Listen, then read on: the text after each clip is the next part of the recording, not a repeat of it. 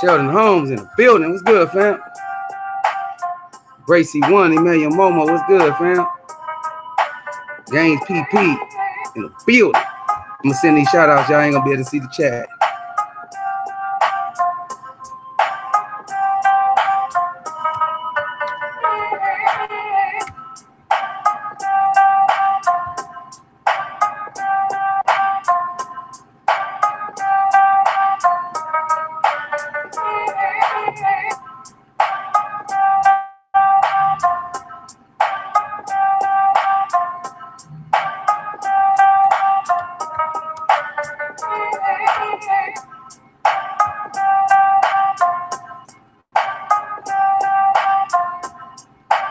D Mark Wonderland, Sean the Icon, Damon P. What's good, fam?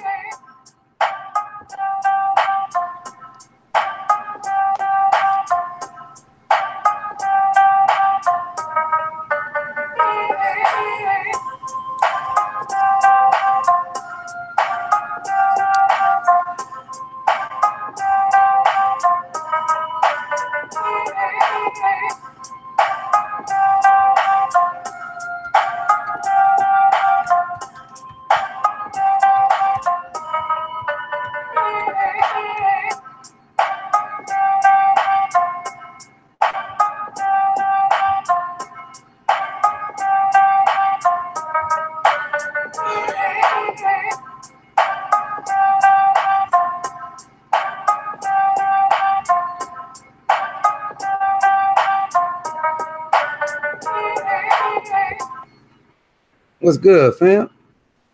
What it do, y'all? With y'all, what's going down? Hey, let me know if y'all can hear me good, man. I'm on my phone today, I ain't on my tablet. What's going down? We got Chef up in this bitch. Bracy, Emmanuel Momo, what's up? Gaines PP, D, what's up with you, man? Mark Wonderleg, Utah up in this bitch. Sean the Icon, what's up with it? Good. Damon P, what's going down, bro? Hayden, what's good, fam? In the building. D say hit the like button as you come on the corner. Appreciate that. Sean the Icon, hit that like as you come in. What's up with it, man? Harold Tatum, what's up, bro? What's up with y'all? Y'all good? Yeah, what's good? Like I said, let me know if y'all can hear me good, man, because I'm on my phone and shit. Yeah, but what's up, though?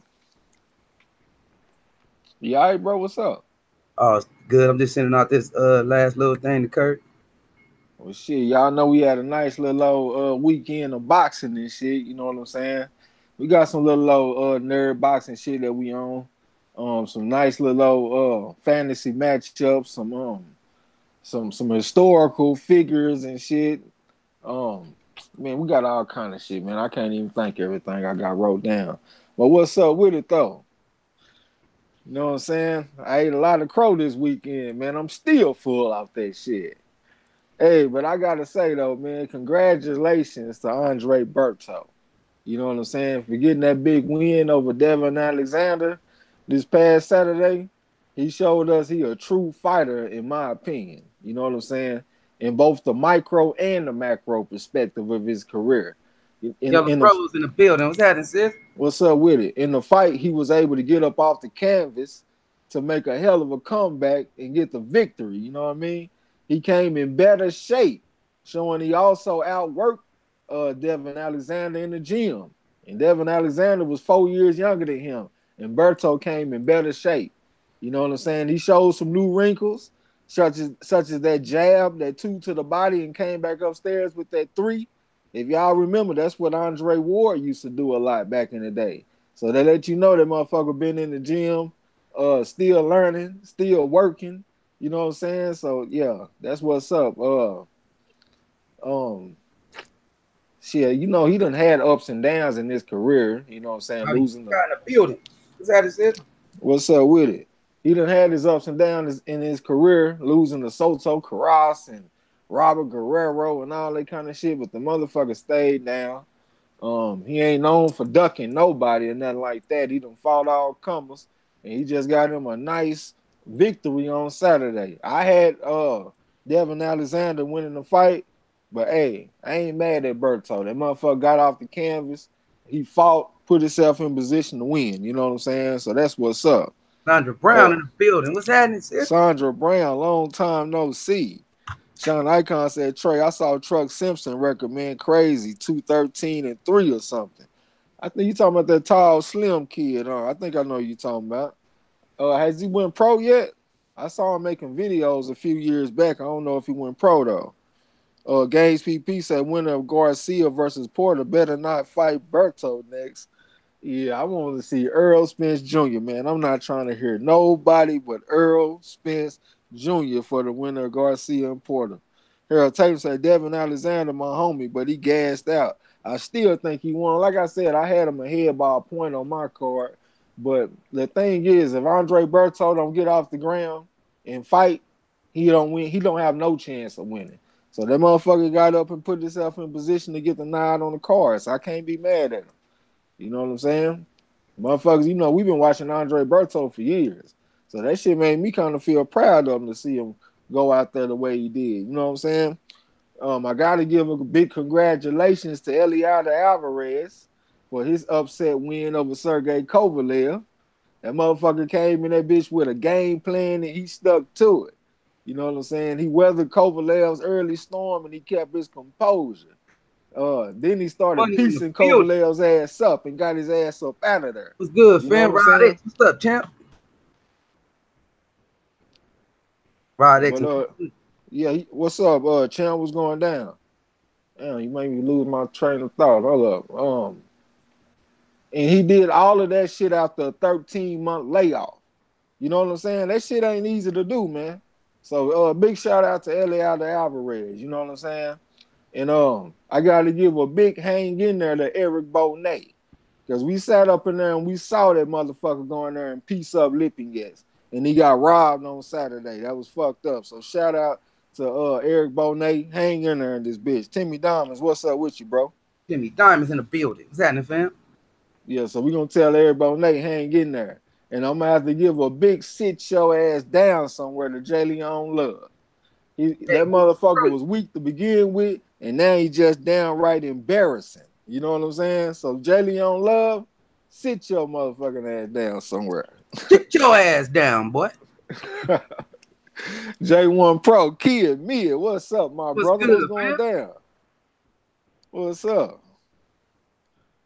Yeah, so we had a nice little old weekend of boxing and shit, man. We got some little old fantasy matchups. I got a couple of historical figures I wanted to touch on. Let me see who I got real quick. I wanted to look at this cat named Peter Jackson. I wanted to take a look at George Dixon, Bill Richmond, Tom Molyneux. I got the fantasy matchups. I got the featherweight lineage. Marlo got them some fantasy matchups. So yeah, we're gonna get it in, man. You know what I'm saying? Oh yeah, I had broke down Sergey Derevyanchenko versus Danny Jacobs too. Because you know they've been talking about that fight coming up and shit. And in my fantasy matchups, I got some cool little matchups, but I also got some shit that could possibly happen. You know what I'm saying? And I got some shit that I would like to see happen, like from some prospects and shit. So yeah, we got a whole bunch of shit, man. So what's up? Y'all want to get into the fantasy matchups? We can go ahead and jump right into it if y'all ready. Let me get a hell yeah in the chat. Tell me what y'all want to do, man. We jump on these fantasy matchups. Give me a hell yeah if y'all want the fantasy matchups, man. I know we came on kind of late a little bit. Y'all seem like y'all sleep down there. What's up with y'all? All right, Sean Icons gave me a hell yeah, Damon P. All right. So my first one I got, y'all. I know we done looked at Evander Holyfield a few times, but you know, since Alexander Usyk just accomplished what he accomplished, I wanted to put Evander Holyfield against Alexander Usyk because they pretty much the two most accomplished cruiserweights of all time. You know what I'm saying? Pete Money say, y'all see my messages? Nah, I ain't seen no message. Pete Money, what's up, bro? I ain't even see you. He say, Bonet look good in that fight. Yeah. I ain't even see your shit, bro. My bad on that, bro. He said, what's good, MARLO'S Corner TRAE? What's good, chat? I said, P Money in the building. My bad being here with P Money. All right, look. What's good, though, fam? So Evander Holyfield, he was 6'2.5" with a 78-inch reach. He was an orthodox fighter. He won the Olympic gold medal. He is the first universally recognized world cruiserweight champion. He beat Dwight Muhammad Kwawi for the WBA. He beat Ricky Parkey for the IBF, and he beat Carlos De Leon for the WBC and the lineal. You know what I'm saying? So I'm just looking at this this matchup at cruiserweight. Black News, what's up with it? Black News in the building. What's happening, fam? Welcome to the gym. Sexy Leroy. Leroy, what's up with it? ATL's finest. All right. So look, Alexander Usyk, he's 6'3", got a 78-inch reach. So he half an inch taller. Kurt Sugar, what's up with it, man? TRAE X, Marlo's Corner, the chat room. What's good, peoples? What's good, bro? Chilling, fam, chilling. Couldn't be better, my brother. You all right? Yes, sir. Yes, sir. Okay, that's what's up. We just getting into these little old fantasy matchups and shit. We just got started. You know what I'm saying? Good. So I'm doing my first one. Evander Holyfield versus Alexander Usyk at cruiserweight, since they the two most accomplished cruiserweights in history. Evander Holyfield, I just read this little old his numbers and shit, his measurables. You know what I'm saying? But to make a long story short, Holyfield was an Olympic gold medalist, and he the first universally recognized world cruiserweight champion. You know what I'm saying? So I was getting to Alexander Usyk. Usyk is 6'3", got a 78-inch reach, southpaw, Olympic gold medalist himself, one of only 5 fighters to simultaneously hold the WBA, WBC, IBF, and IBO championships all at the same time. And the other 4 were Crawford, Jermaine Taylor, Bernard Hopkins, and Cecilia Breakers. He the first to unify all 4 major belts at cruiserweight.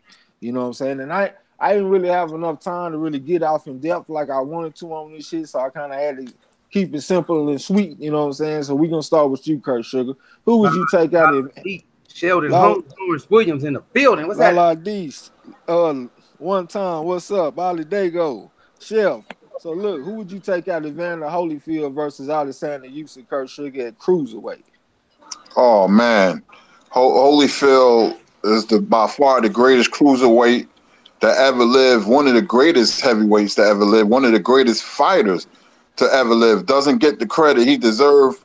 You got knucklehead still saying Tyson will beat Holyfield to this very day. You know, but I would like Holyfield to massacre Usyk. It would not be close. It would be a massacre. It will be a one-way beating. Holyfield knocks out Usyk in 4 or 5 rounds easily. Okay. Who you got, Marlo? Moody Trey, what's up, bro? Who you got, Marlo? I got Holyfield over Usyk with them goddamn cotton ball hands he got. Yeah. All right, yeah, that's what's up. I got Holyfield too, man. One of the most skilled fighters that I ever got to see with my own 2 eyes. Had the heart of a lion. I don't know if I've seen a fighter with more heart than Evander Holyfield with my own 2 eyes. Throwing punches and combinations. He throw combinations like Usyk, but he got sting on his. And I imagine that cruiserweight, he's gonna be dropping a lot of TNT out there. I just can't see Usyk being able to stand up to Evander Holyfield. I say he knocked his ass out in about 8 rounds. Let me look and see what y'all talking about in the chat. Ali Dago said he got Holyfield. Moody Treyweather say what's up. Damien P say Holyfield got this one. Sexy. Well, I can't keep on calling this man Sexy Leroy, man. Leroy. Usyk got them sissy hands. One time say Holyfield didn't win gold. He was disqualified. Oh yeah, I'm tripping like a motherfucker. He was supposed to win gold. He whooped that boy's ass. He was whooping his ass. My bad on that, Lawrence Williams. Harold Tatum say facts. Gaines PP, Holyfield by 5th round knockout. Usyk don't know how to fight off the back foot. Holyfield combination punching in the better chin and Usyk as well. See, that's one thing about them fighters like Usyk and Lomachenko. They system fighters. They got their way of fighting and they don't make no adjustments and fight off the back foot or any of that. That's a good point. They kind of like Tom Landry was with the Cowboys. He got a system that he's running with, and he ain't gonna deviate from his system. If you can beat the system, you can beat him. If you can't beat the system, he gonna beat you, and that's just all it is to it. Hey, weapons, Mr. Doc. Hey, weapons, peace, bro. Trey X, I want to ask something about Holyfield. Remember something? He was undisputed champion at 2 weight divisions. That was a question that CJ Goodfellow was asking. He couldn't come up with a name. Evander Holyfield was that dude. He was undisputed at cruiserweight, and 2 years later, he was undisputed at heavyweight. Holyfield was a great fighter. Great fighter. Sean Icon, Holyfield all day. Better on the inside, works the body well, and a great counter puncher. Yeah. Kurt Sugar said Evander Holyfield and Salvador Sanchez were the 2 best counter punchers in the game at the time. Yeah. When they was on top. Ali Dago say Holyfield would have beaten Tyson even in the 80s. Yeah. Okay. Let me see. Let me look now. Brooklyn Child, what's up with it, man? Lawrence Williams, Holyfield, 10th round TKO, referee stop. Harold Taylor said, I'm a grown ass man, dog. Yeah, I can't be called this man sexy. A Weapons, what's up with it? Brooklyn Child said Usyk won't even beat Ward. Mr. Doc, what's up with it, Mr. Doc? Hey, speaking of Mr. Doc, one of the subscribers came to Marlo talking about how it would be a good idea if we could call some previous controversial fights, like we could rescore some controversial fights or whatever. I see that Mr. Doc does that on his channel, so y'all subscribe to Mr. Doc. You know what I'm saying? But I just want to make sure that we had his blessing on that, because we was thinking about doing that, and I don't want to be stepping on nobody's toes or nothing like that. So, man, Mr. Doc, if we got your blessing on that would be player. Let me look. Real talk. Yes, sir. Mr. Doc say Holyfield almost impossible to hurt and keep hurt. Usyk couldn't keep Evander off of him. Okay. Kid Mid, Holyfield round 3 knockout. Brooklyn Child say what's up to the chat. Lala D said he catches you off guard with that sexy fur. Yeah. For sure. Damien P said Holyfield lay on that chest is good as over. And Leroy got it this time. He said 1982 Witherspoon would have demolished Holyfield. Wow. Okay. All right, hold on. Harold Tatum said Holyfield would drag Usyk TKO. Okay, it's on you, Marlo. Oh, I'll do another one if you ain't ready. What? All right. First up, I got Floyd Patterson, age 71 from the United States. Heavyweight, 55-8-1, 40 KO. Been knocked out 5 times. He had 64 fights, winning 419 rounds. His KO percentage is 63. He debuted in 95 and entered in 72. Stance is orthodox. His height is 6 feet and his reach is 7'1". Some of his notable wins: he became the youngest heavyweight champion in history in 1956 versus Archie Moore. He held the title for 5 years. He also was the first heavyweight champion to regain his title. Notable losses was to Ali Jerry Curry. His opponent is Luis Ortiz. King Kong, age 39 from Cuba. Heavyweight, 29-1-0 with 25 KO one time. He had 30 with 135 rounds. His KO, he debuted in 2010. His stance is a southpaw. He's 6'4" with an 84-inch reach. Some of his notable wins: Tony Thompson by the 6th-round KO, Malik Scott by unanimous decision, and Brian Jennings by 12th round TKO. His only loss is Deontay Wilder. Who y'all got, Floyd Patterson or Luis Ortiz? I don't know how bad it was, but the chat say that you, or Sean Icon say you breaking up. Now I hear myself echoing and shit. Main Boxing Biker, Sam Zilla, what's up with y'all, man? Winston Lee said he got Peterson by knockout. Let me scroll up a little bit. Throw free your mind a wrench, bro. Lawrence Williams said that's a good idea. You got to fight Casamayor versus Armando Santa Cruz. Keep that in mind, bro, for the Kurt Sugar later on. We're going to have to get through these little matchups that we got. Let me see where I'm at. Winston Lee said Patterson by unanimous decision. Leroy said Ortiz too big, strong, and fundamentally skilled. Okay.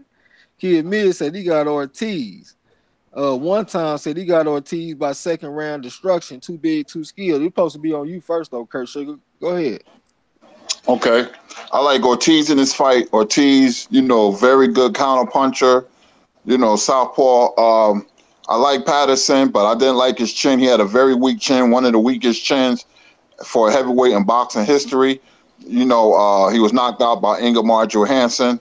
He was knocked out brutally by Sonny Liston twice. If you tap Patterson chin, he'll go.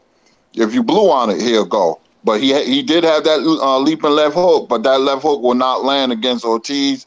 Too big, too strong, too good of a technical fighter.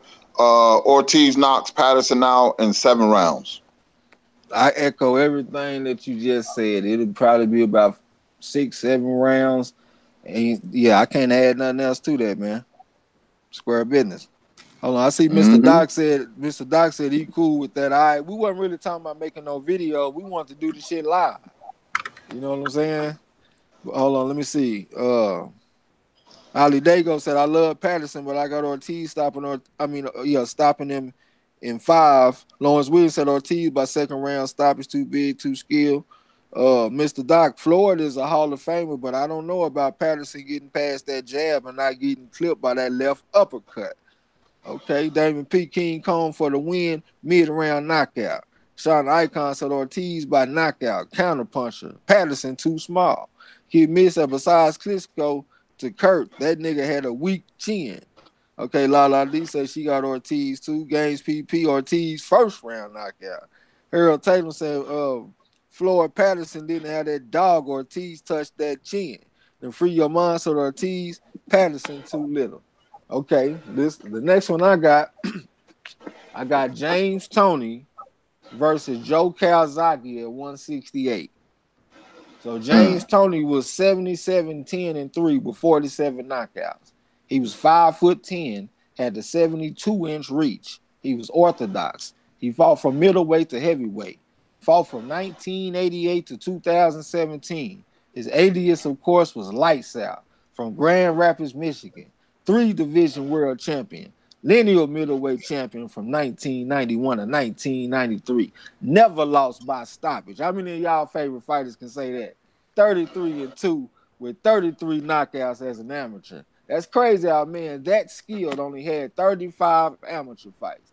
Has notable wins over Michael Nunn, Mike McCullum, Iran Barkley, Vasily Girov, Evander Holyfield, John Ruiz, among others. So I got him going up against Joe Calzaghe, 46-0, 32 knockouts, 5'11", 73-inch reach, southpaw.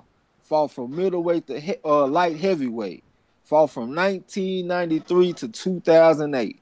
Aliases were Pride of Wales and the Italian Dragon. Held world championships in 2 weight classes, super middleweight and light heavyweight. Was the lineal champion at 168. Longest reigning 168-pound champion in history. Held it down for 10 years and had 21 successful title defenses. Had notable wins over Chris Eubanks Sr., Omar Sheikha, Jeff Lacey, Mikhail Kessler, Bernard Hopkins, Roy Jones, among others. So we're going to start with you, Kurt Sugar. Who you taking out of James Lights Out Toney versus Joe Calzaghe at 168? I like James Toney by unanimous decision.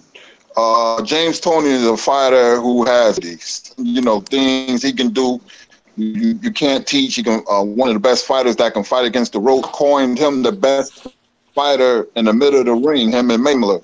The defense, a great chin.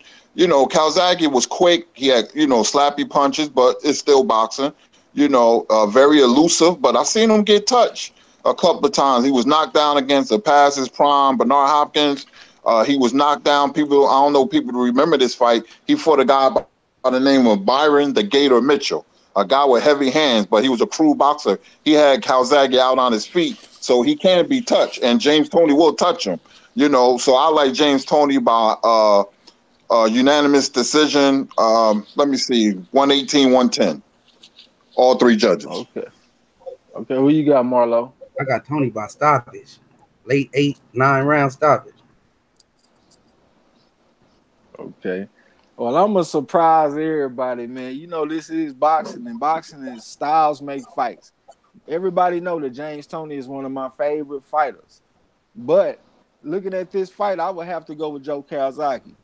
And the reason is, I think Joe Calzaghe has the lateral movement, and plus he got the stamina. I know my man James Toney ain't no workout warrior. He's not about to be training and shit. He want to go and spar and then fight.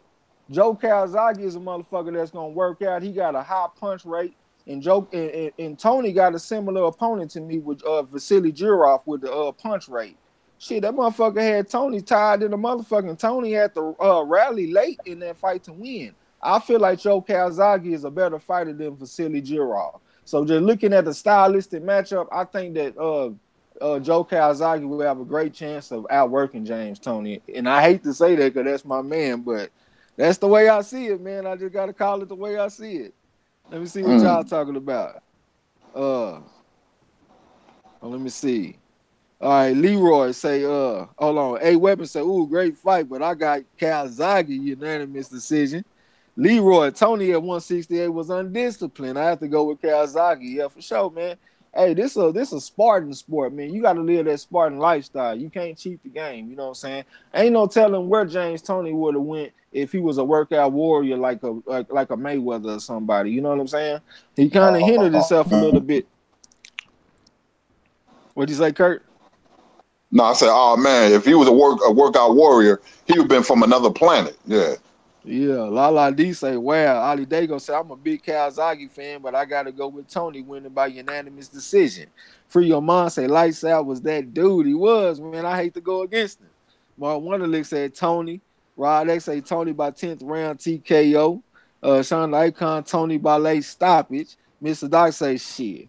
James would have to stop Calzaghe. I can't see him beating Calzaghe on points. Calzaghe threw too many punches, and Tony often didn't throw enough punches. Tony TKO 11 like he done none. I don't see him knocking him out. Tony ain't never been knocked out. And Calzaghe ain't never been just the hardest puncher in the world, so I can't say he's gonna knock out Tony. I just think he'll beat Tony in the gym. I think he'll outwork Tony leading up to the fight, and he'll just go in there in better shape, and I think he'll outwork him. Mr. Doc said, but I'm not very confident. You can't be too confident picking against James Toney. What you say, bro? No, I thought he said when you read it, it sounded like he was picking for James Toney to knock him out. Nah. Oh, okay. He's saying Tony would knock him out. Okay. Sean Icon said, hit the like, appreciate it. Free Your Mind said, I got Tony. He real slick in the ring. Good fight for sure. Lawrence Williams say Calzaghe by split decision. Joe would outwork Tony. What's up with it, man? Joe would outwork Tony in the first half of the fight. Remember, Tony was very patient and didn't fight every minute of the round. Then Tony would come on strong at the end. Sean Icon said, Trey, you on that crow died again, huh? Kid V said, phone about to die. All right. Games PP, James Toney by majority decision. And he knocks down Joe Calzaghe 3 times, but Joe don't quit. P Money said, I'm back. My YouTube app was tripping on my phone. Now I seen the dreams. All right, say what's up. Mr. Dot say, nah, I said Tony wins by stoppage. Harold Tatum said, lights out. Tony knocks him smooth out only if he is in shape. See, that's a big if though, bro. You don't know. Ali Dago said Calzaghe is the best 168-pounder of all time, in my opinion, though. False. Who you say? Roy Jones is the best 168-pounder. Go ahead, Trey. You might say he's the most talented, but he never was a lineal champion at 168 pounds, so it's kind of hard to make that claim. But you could say that he was the most talented fighter in the division. But he was never a lineal champion, though. All right, go ahead. No, go ahead. No, you go ahead. Based on talent and better fighter, Roy Jones, but he just moved up in weight. But at 168 against Murky Sosa and Brian Brandon, Roy was special, man. Unbeatable at 168. Even though Calzaghe was lineal and the longest reigning champion, Roy Jones at 168 versus Calzaghe, Roy will wipe the floor with him. All right, so we'll say Roy Jones was the most talented, and we'll say Joe Calzaghe was the most accomplished. So it's on you, Marlo. I got David Haymaker Hay, age 38, from the UK, cruiserweight. His record is 28-4-0 with 26 knockouts. He's been knocked out 3 times. He had 32 fights, won 138 rounds with an 81% KO ratio. He debuted in 2002. He's an orthodox fighter at 6'3" with a 78-inch reach. His notable wins is against 33-3 John Mayer, Mormick, and the WBC world title. Your shit going in and out a little bit, bro. Yours was too. Hey, can y'all hear me good? I ain't want to stop you. I had to let you go. But the next one was 44-8-1. John Ruiz for the WBA World Heavyweight title. He Vladimir Klitschko and Tony Bellew twice. He said he was a linear cruiserweight champion versus Antonio Tarver, Magic Man, age 48, cruiserweight. His record was 31-6-1 with 22 KOs. He been KO'd never. 39 fights, 287 rounds with a 56% KO ratio. He debuted in 97. He a southpaw at 6'2" with a 75-inch reach. His notable wins are against a 48-1 Roy Jones for the IBO, WBA, and WC light heavyweight titles, and against 44-3 Montel Griffin to become the IBO and WBC champ. He took losses from Glenn Johnson and Bernard Hopkins. Who y'all got, David Haye or Antonio Tarver? Okay, Aldego said exactly. I'm saying career-wise, Kawasaki is the best. And Winston Lee said, wait, did Roy lose to Joe? That was at 175, I believe. All right, this on you, Kurt. Who you got, Tarver or David Haye? Oh, I like Tarver. Set up the straight right hand. He was a master at that. I mean, the left hand, he had a strong straight left hand. If that straight left hand lands on David Haye's chin, which it would, out goes David Haye. Lights out for Haye. There will be no haymakers landed. I was never big on David Haye. I like Tarver by TKO about the 8th round. Yeah, I never was big on David Haye either, man. He always was like a hype job type motherfucker to me. Over there in the UK, we already know how they do it over there. Fight a motherfucker with 100 losses like it ain't nothing. You know what I'm saying? So I'm taking Antonio Tarver too. Square business. Let me see what y'all talking about. Naseem said it wasn't nobody there for Roy at 168, so he kept challenging himself. His father told him to stop moving up. Sean Icon said Tarver was cruiserweight. Yep. Yeah, he did fight at cruiserweight. Gaines PP said Antonio Tarver by unanimous decision. A Weapon said, I got Haye by stoppage. You don't know what Tarver is coming to fight. Damon P said, not a Tarver fan, but I got Tarver in this one. Ali Dago said, I got Tarver. P Money said, I got Tarver if it's at cruiserweight. Haye was a product of a weak cruiserweight division in his opinion. Mr. Doc say David Haye knocks Tarver out brutally round 6. The combination of Prime Haye's power and movement too much for Tarver. Watch how Prime Haye sparked his aura. Scrapbook, what's up with it, bro? Appreciate that shout out in that video. One time say Haye would stop Tarver late. Haye was a big puncher at cruiserweight. When Tarver fought at cruiserweight, he was in his 40s. Then Mr. Doc said dropped Chisora off the back foot. Haye's power was real in his prime. Winston Lee said he got Tarver. Okay. So it's on me. So I got a modern day matchup, fantasy matchup, I guess, that I want to see, courtesy of CJ, the good fella from the boxing clinic. He's been talking about a potential fight between Tank Davis and Gary Russell Jr. Their careers are still going, so of course I ain't got a whole lot on them, so I'm pretty much just got the tail of the tape. So Tank Davis is 23, 5'5.5", got a 67.5-inch reach, and he a southpaw. Fight at 130. Former IBF super featherweight super champion, current WBA super champion, 206-15 as an amateur. I got him going up against Gary Russell Jr., 29-1, 17 knockouts, 30 years old, 5'4.5", 64-inch reach, southpaw also. 126 is what he's been fighting at his entire career. Every fight this man has had in his entire career was at 126. Current WBC featherweight champion, 163-10 as an amateur.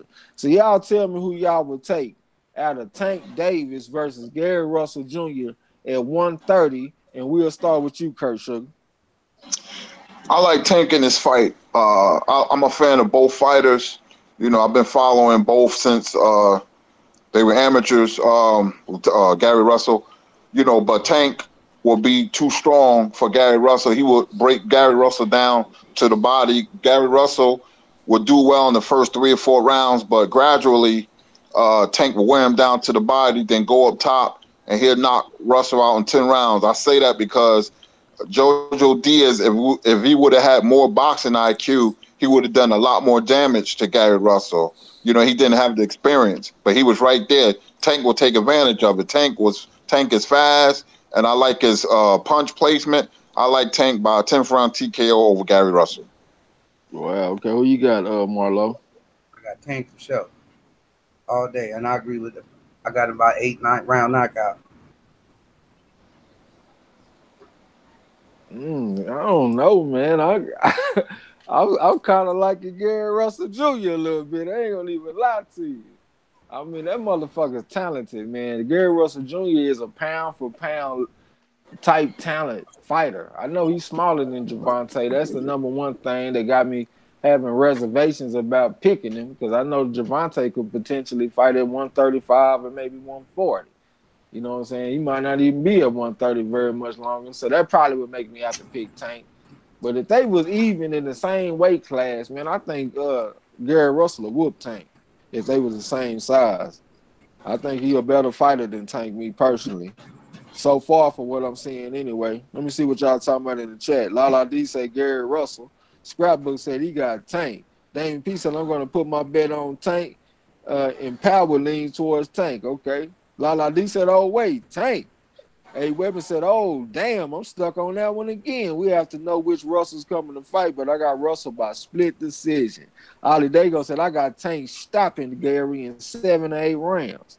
Lawrence Williams said, Tank 11-round stoppage in a good skill fight. This fight reminds me of the Corey Spink-Zab Judah fight. Gaines PP said, Gervonta by 8th round TKO.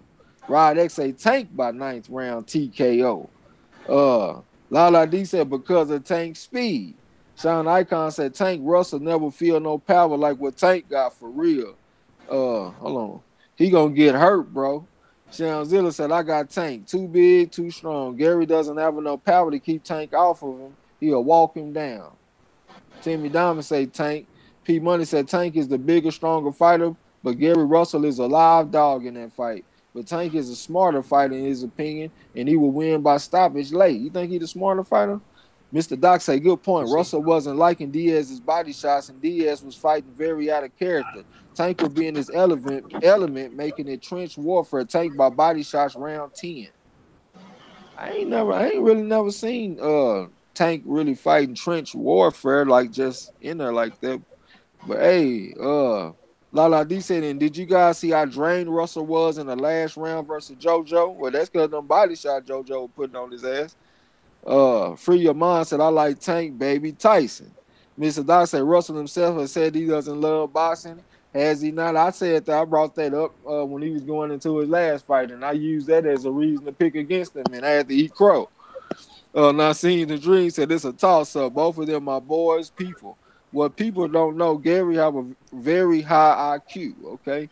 Harold Tatum said, Gary Russell Jr. win unanimous decision right now. Tank 2 Green. Great fight. That's a great point. The man is 23 and Gary Russell is 30. And those are the type of ages where the youngster get his ass whooped. Because 30 is not old enough to be considered old for the most part. That's young enough to have experience but still have some youth on your side. A lot of the time they'll whoop that young fighter. Kid Mid said Tank will beat the hell out of Gary Russell. Sean Icon said, but he's a loud dog, but them shoe shine he does, he gonna get caught. You think that's a shoe shine? That shit Gary Russell do look a little bit harder than the shoe shine. All right, it's on you, Marlo. All right, next up, I got Dick Tiger. Age 42 when he died from Nigeria. He's light heavyweight. His record is 60, 19, and 3 with 27 KOs. He's been KO'd 3 times out of 82 fights. went 677 rounds with a 33% KO percentage. He debuted in 1952. He's an orthodox fighter at 5'8" with a 71-inch reach. His notable wins are against 55, 5-3 Gene Fulmer in the first world title boxing match put on in Africa in 1963. It's at middleweight they fought 3 times in 1 year, and also 39-2-1 Jose Torres for the WBA and WBC world titles. He's also a 3-time lineal champion. He took losses from Bob Foster and Emil Griffin. He's going up against Arthur Benavidez, age 33, Russia, light heavy. His record is 12-0 with 12 KOs. He been KO'd never. He had 12 fights with 43 rounds at 100% KO ratio. He debuted in 2013. He orthodox at 5'11 and a half. His reach is 73. His notable wins are 17-0 Kelvin Johnson by unanimous decision and Enrico Culling for the IBF world title. He's being hyped as #1. Who y'all got? Dick Tiger or Arthur Benavidez? Wow. Well, Arthur Benavidez is still green. He ain't doing nothing with his career. His handlers is moving him slow, but he had a ton of power against Dick Tiger. You know, Dick Tiger more experienced, but I'm gonna have to go with Beterbiev because of the raw power by knockout in 9 rounds. I would like to see more Beterbiev, but I'm taking Beterbiev. What about you? Okay. Yeah, I ain't gonna lie, man. I don't even know enough about Dick Tiger to even make a solid pick on it, man. So I'm gonna have to just go with what I hear from Kurt Sugar. You know what I'm saying? Let me see what they talking about in the chat. Kid Mid said Gary also got some big ass teeth. Then Mr. Doc said I should have phrased it better. Tank would be more in his element than JoJo Diaz was in his opinion. I respect your opinion. I just always saw Tank Davis as more of a mid-range fighter, not really an in the trenches fighter. You know what I'm saying? Spirit of Justice say Jack versus Alvarez. Say that for the ass Kurt Sugar, man. We got you. Rod X say Tiger by unanimous decision. A Weapon said better BF all day. Stoppage in the 6th round. Winston Lee said he got Tiger. Timmy Diamond's Tiger. Mark Wonderlick said draw. In other words, he pleaded the 5th. David P said Tiger way too experienced for better BF. Ali Dago said I got better BF stopping Tiger in 6. Okay, so it's on me. So the next one I got Sonny Liston going against Ike Abiabuchi. So Sonny Liston was 50-4 with 39 knockouts. He was 6'1" with between an 81 and 84-inch reach. I done seen both of them, but either way, there's still some long ass arms for 6'1". He was orthodox, heavyweight, fought from 1953 to 1970. Knocked out Floyd Patterson in 1962 in the first round to win the heavyweight title. Known for his toughness, formidable punching power, long reach, and intimidating appearance. His fists measured 14 inches around, largest of any heavyweight champion. So I got him going up against Ike Abiabuchi, 20-0, 15 knockouts, 6'2" with a 77-inch reach, orthodox, heavyweight. Fought from 1994 to 1999, known as the President. Had notable wins over David Two and Chris Bird. First man to defeat Chris Bird. So we're going to start with you, Kurt Sugar. Who would you take out of Sonny Liston versus Ike, the President Abiabuchi? This is a tough matchup, man, for both men. This is a real tough matchup, man. Oh, my gosh. The mind is going. I'm gonna have to lean. I'll be a Bucci and 11 brutal rounds. Both men will be on the floor. Sonny Liston had a telephone of a left jab. I mean, a powerful left jab, and he was a brutal puncher. Rocky Marciano ain't want to have nothing to do with Sonny Liston when he was coming up. Abiabuchi was in one of the greatest heavyweight fights ever against David Tua. That was a war. This fight will be a war of attrition. Both men will be on the floor. Abiabuchi by TKO round 11. Well, so you say you take Abiabuchi? Yeah, that is tough though. It can go either way. Oh, That's a tough fight, man. Hey man, we appreciate y'all hit that like button, man. Shy Boy Zan, what's up with it? Ace man, what's going down? You talking about what's good, Chad Panel Trey? You still got that coin as your avatar, man. He just made me mad because I forgot to change my motherfucking picture. God damn, man. Who you got, Marlo? Out of who? Ike Abuchi and Sonny Liston. That's a tough fight, man. God damn. At That's first, I was thinking Sonny Liston versus Riddick Bowe, but I thought Abuchi be a little bit better because they was the same size almost. I'm gonna run with Kurt with Ike. You gonna go with the president, Dallas, Texas? Yes, sir. Curtis Cokes already. I'm taking Ike Abuchi too, man. I think the president will get in there and put them combinations on Sonny Liston ass, and Sonny Liston might want to quit. You know what I'm saying? He do got a little quit in him now.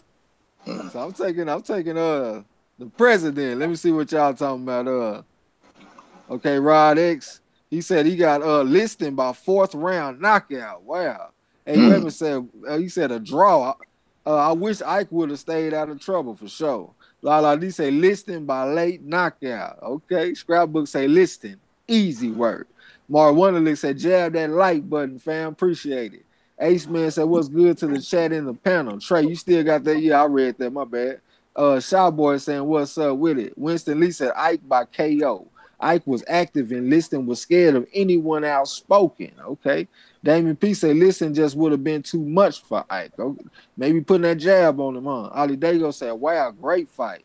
I got Ike stopping Sonny in 9 rounds. Sean Icon said, Ike, Abuchi, more skillful, and he can take a punch. Now, I seen the dream said he got Liston. Damon P. Okay, let me scroll down. One time said Ike Abuchi, unanimous decision. Mark Wonderlick ain't pleading the 5th. He got Ike Abuchi. Harold Tatum said Sonny Liston by 187. He'll kill Abuchi, huh? Gaines PP said Ike by 12th round TKO. Mr. Dot say Histon hits Ike more than Tua ever did. He probably does drop Sonny at some point, but Liston bust Ike up. Corner stoppage end of 11. Okay. Sharon Zilla said Liston by decision. Okay. It's on you, Marlo.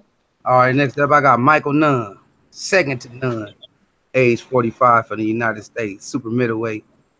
His record is 58-4-0 with 38 knockouts. He's been knocked out 1 time in 62 fights, 115 rounds with a 61% KO. He debuted in 84. He a southpaw at 6'1" with a 77-inch reach. His notable wins are against 46-3-1 Sambu Kelembe, which was a 1989 knockout of the year. He also was lineal champion at the time. 45-4-1 Marlon Starling. Then 67-4-2 Juan Domingo Ronaldo for the IBF middleweight world title. He took losses from James Toney and Frankie Lau versus Badu Jack the Ripper at age 34. From Sweden, he's a super middleweight. His record is 22-1 and 3 draws with 13 KOs. He's been KO'd 1. He had 26 fights with 159 rounds and a 50% KO percentage. He debuted in 2009. He's an orthodox at 6'1" with a 73-inch reach. His notable wins are against 33-0 Nathan Cleverly for the WBA light heavyweight championship and 32-3-3 Lucene Bute for the WBC super middleweight title. His only loss is to Derek Edwards. Who y'all got? Badu Jack or Michael Nunn? Who you got, Kurt? This fight will be a gross mismatch. Michael Nunn will beat the brakes off Badu Jack. All day, every day, all year, including Christmas and New Year's Eve. This will be a mismatch. I just don't like the intangibles that Jack bring, or should I say don't bring. He will wait too long. Michael Nunn too busy, too slick. Good athlete, can move around the ring gracefully. Nunn will frustrate and TKO Badu Jack in 8 rounds. Out of sheer frustration, Jack will quit.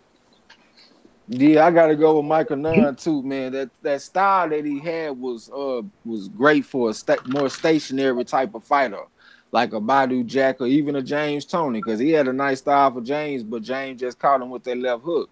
You know what I'm saying? But I think Michael Nunn to go out there and piece Badu ass up, man. Like you said, straight mismatch all day.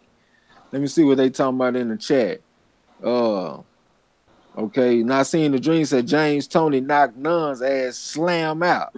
A Weapon say Nunn by unanimous decision. Jack has no wrinkles. Timmy Diamond say Nunn, easy work. Mr. Doc, Nunn styles on Badu Jack. Jack wouldn't be able to find Nunn with radar and a fleet of drones. Kid Vince say Badu Jack ain't that great to me. Nah, he ain't, but he game though. Games PP said Michael Nunn by 9th round knockout. Scrapbook, Michael second to none all day. Mr. Doc say why unanimous decision. Rod X say Nunn by 8th round knockout. Ali Dago, Nunn beats the dog shit out of Jack. Spirit of Justice said don't sleep on Jack. All right. Sean Icon said Nunn knockout, no contest. Kid Miss said shit, be honest. He's sorry as fuck. Nah, he ain't sorry, bro. Mr. Doc say Nunn give Jack a boxing lesson. I think so too. Mark Wonderlick ain't pleading the fifth. He say none. Ace Man say Kurt Sugar funny as hell for that one, even on Christmas. Yeah. Harold Taylor said Nunn TKO. Jack can't even get over the hump. Lawrence Williams say Nunn outboxed Jack through 8, then will come on strong down the stretch, 116 to 112, unanimous decision. Okay, not seeing the dream say Nunn will beat Jack.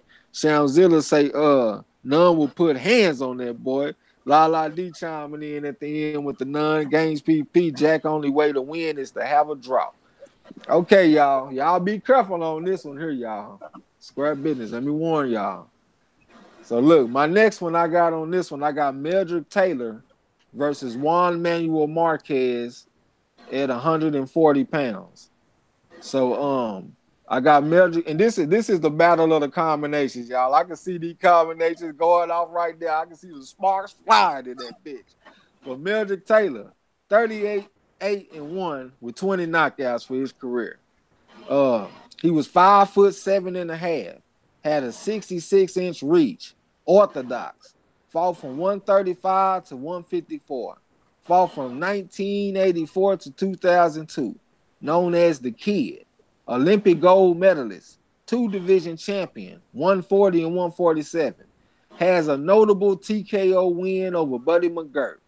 I got him going up against Juan Manuel Marquez, my favorite Mexican fighter of all time. 56-7-1, 40 knockouts, 5'7", 67-inch reach, orthodox. Fought from 126 to 140. Competed from 1993 to 2014. Third Mexican to become world champion in 4 weight classes, along with Eric Morales and Jorge Arce. Held 9 championships in the lineal lightweight title. 82-4 with 72 knockouts as an amateur. Has notable wins over Derek Smoke Gaynor, Manny Pacquiao, Marco Antonio Barrera, Rocky Juarez, Joel Casamayor, Juan Diaz, Michael Katsidis, among others. So we're going to start with you, Kurt Sugar. Be careful. Who would you take out of Mildred Taylor versus Juan Manuel Marquez? I'm gonna say this. Mildred Taylor is the quintessential fighter who has the physical tools, but didn't utilize his boxing IQ. Always got hit with tail end punches. Again, Chavez was never the same. I never liked Mildred Taylor mind because he could have made the fight a lot easier. And I was always a big fan of Juan Manuel Marquez.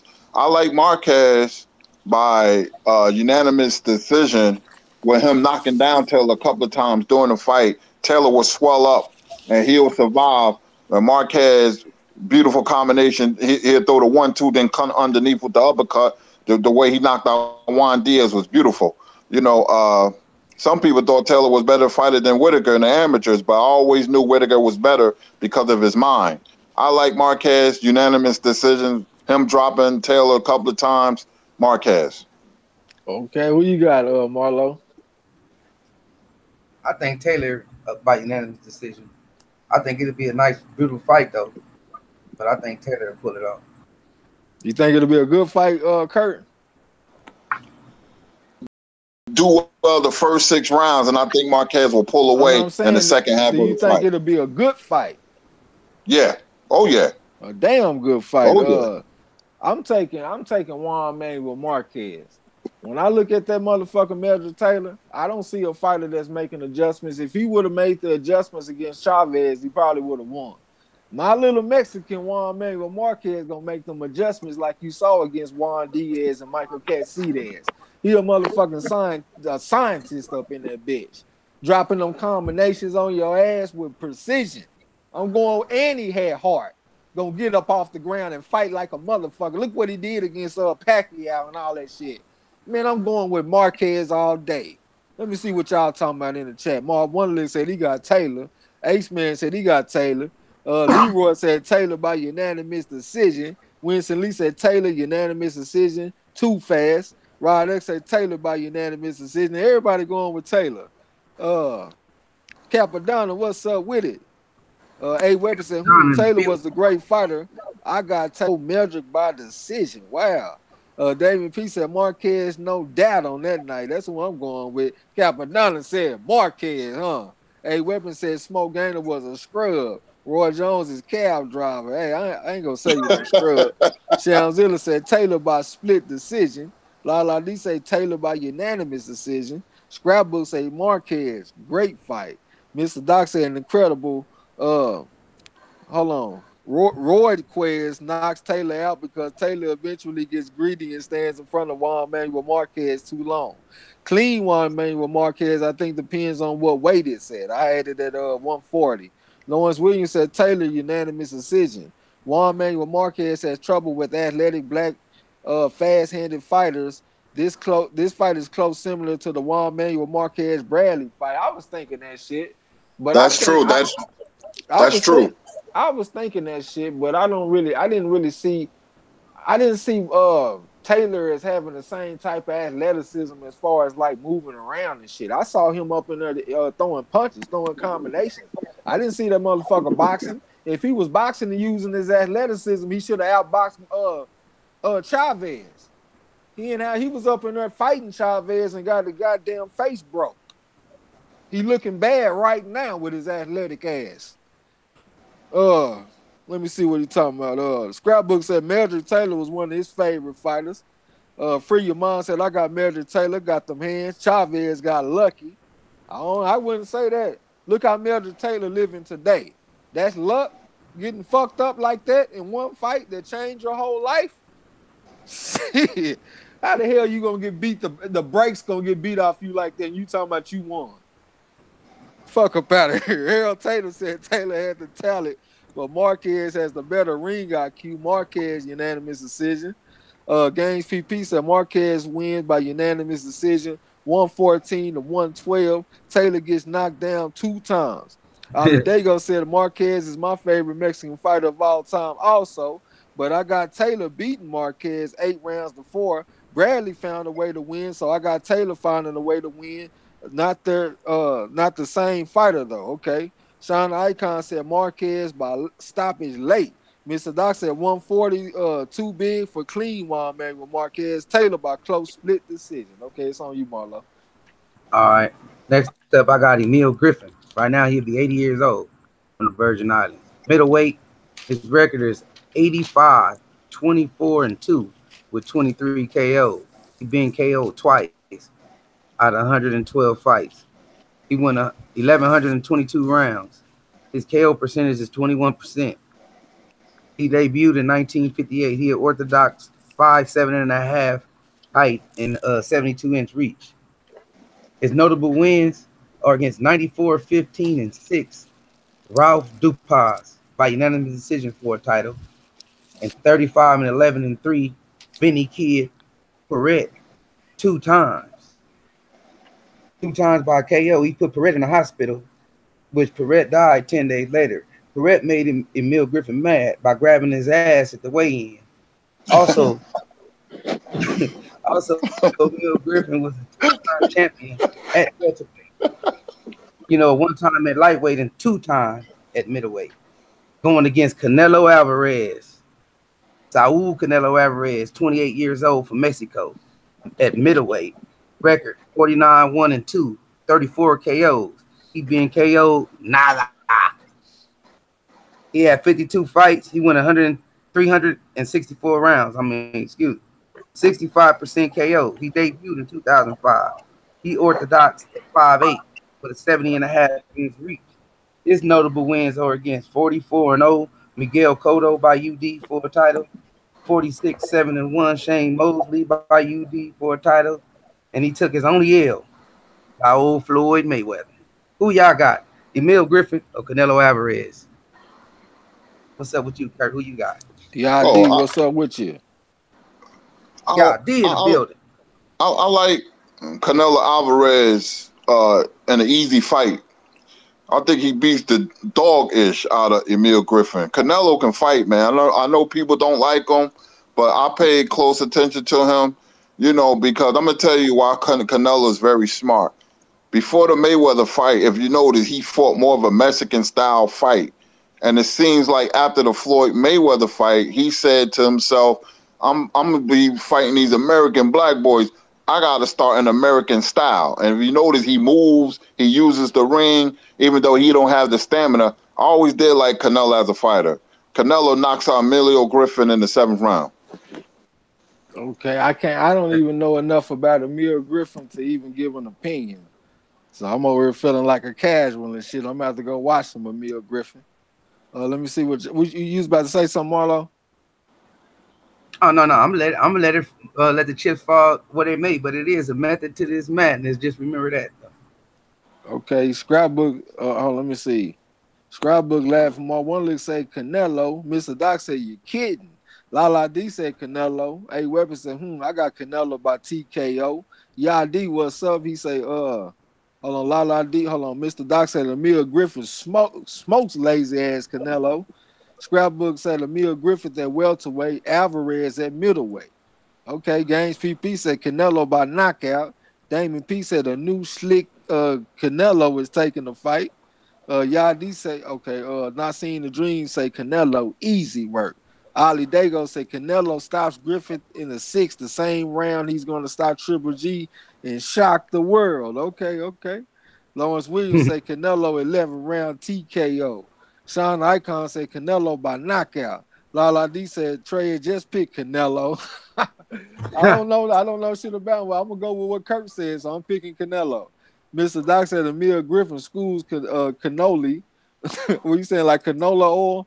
Almost as bad as Floyd. They're fighting 1 minute of each round shit, not going to cut it against Griffith over 15 rounds. Okay, Harold Tatum said Alvarez by knockout. He was just on that juice, but that hoe can fight, man. He sure can. Ace Man said, I'm going to say Canelo because I don't know the other dude. Yeah, I don't know too much about him either.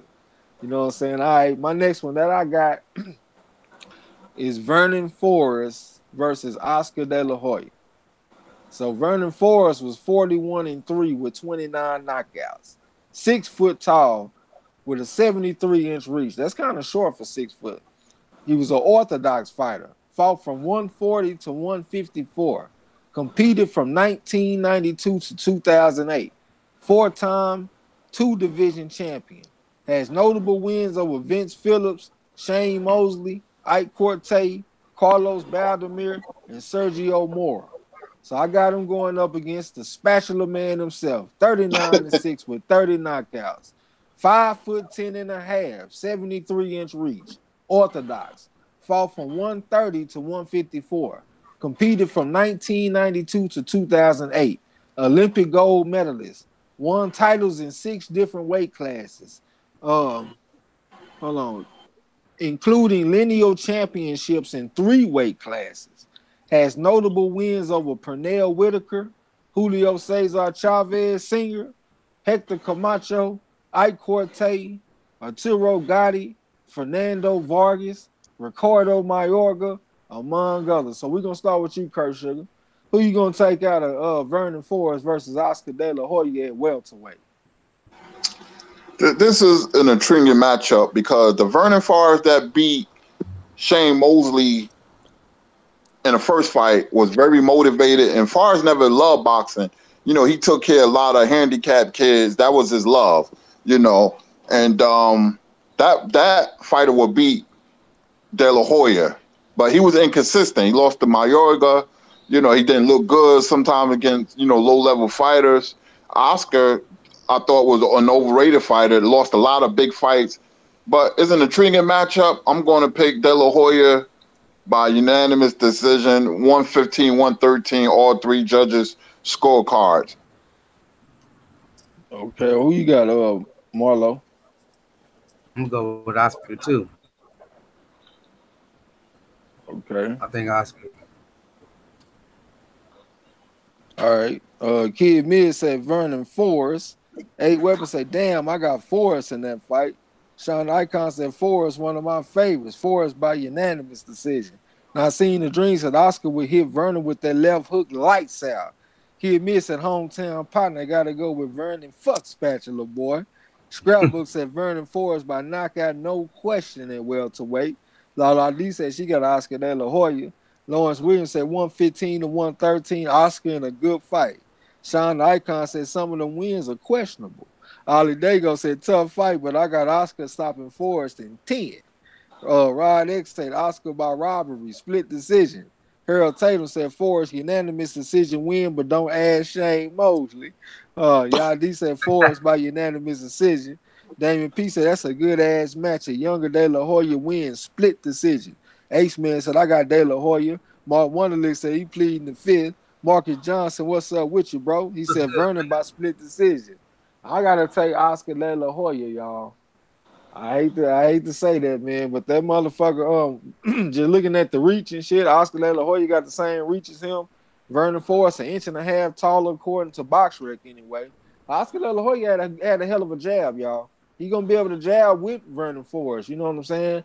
And if he able to hit Vernon Forrest in the body with that left hook, hey man, that motherfucker Vernon Forrest might be ringside with them retarded kids and shit he be bringing to the fights. So I'm taking Oscar De La Hoya over Vernon Forrest. I don't know exactly how to go. I say a unanimous decision. That's what I say. All right, it's on you, Marlo. Yeah.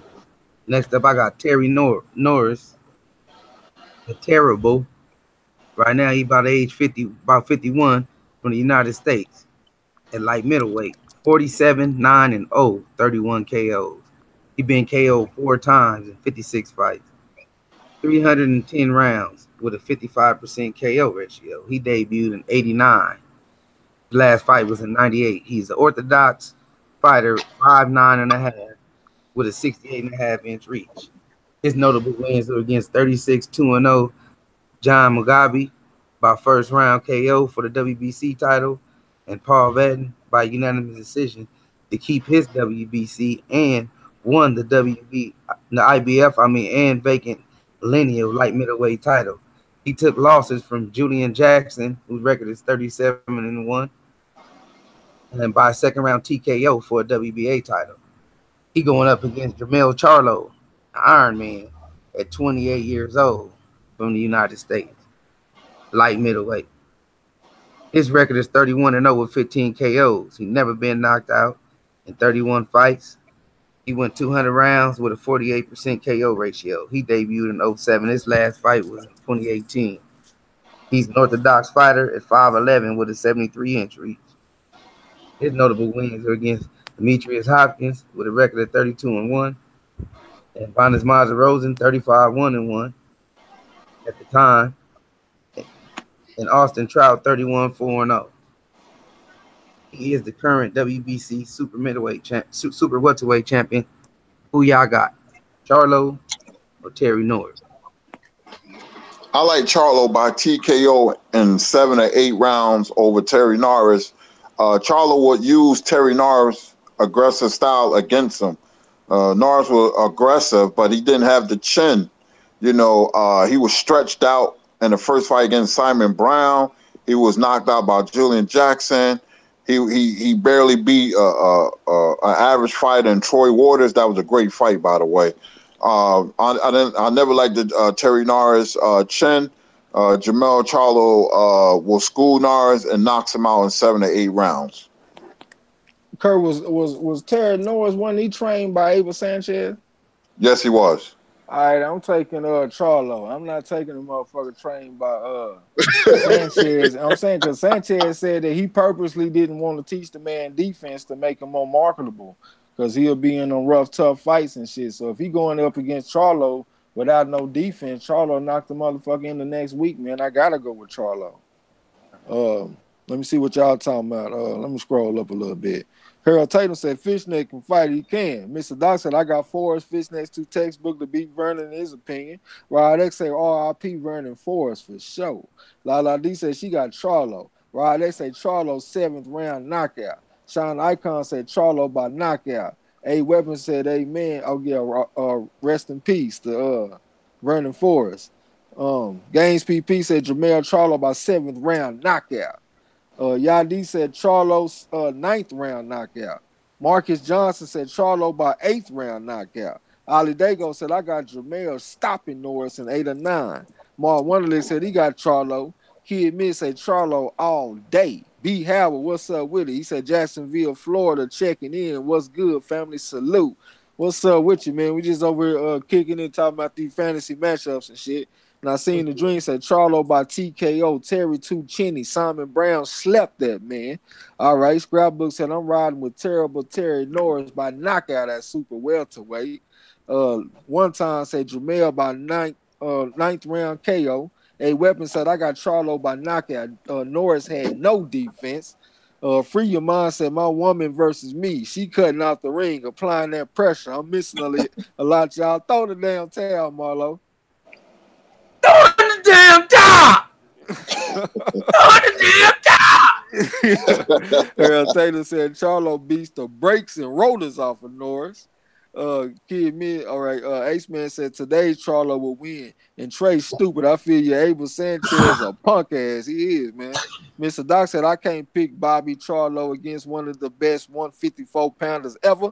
Damn, yeah. Abel Sanchez is training him. Still got to go Norris. Laughing out loud. I rate Jamal highly, but never been big on Jamel Charlo.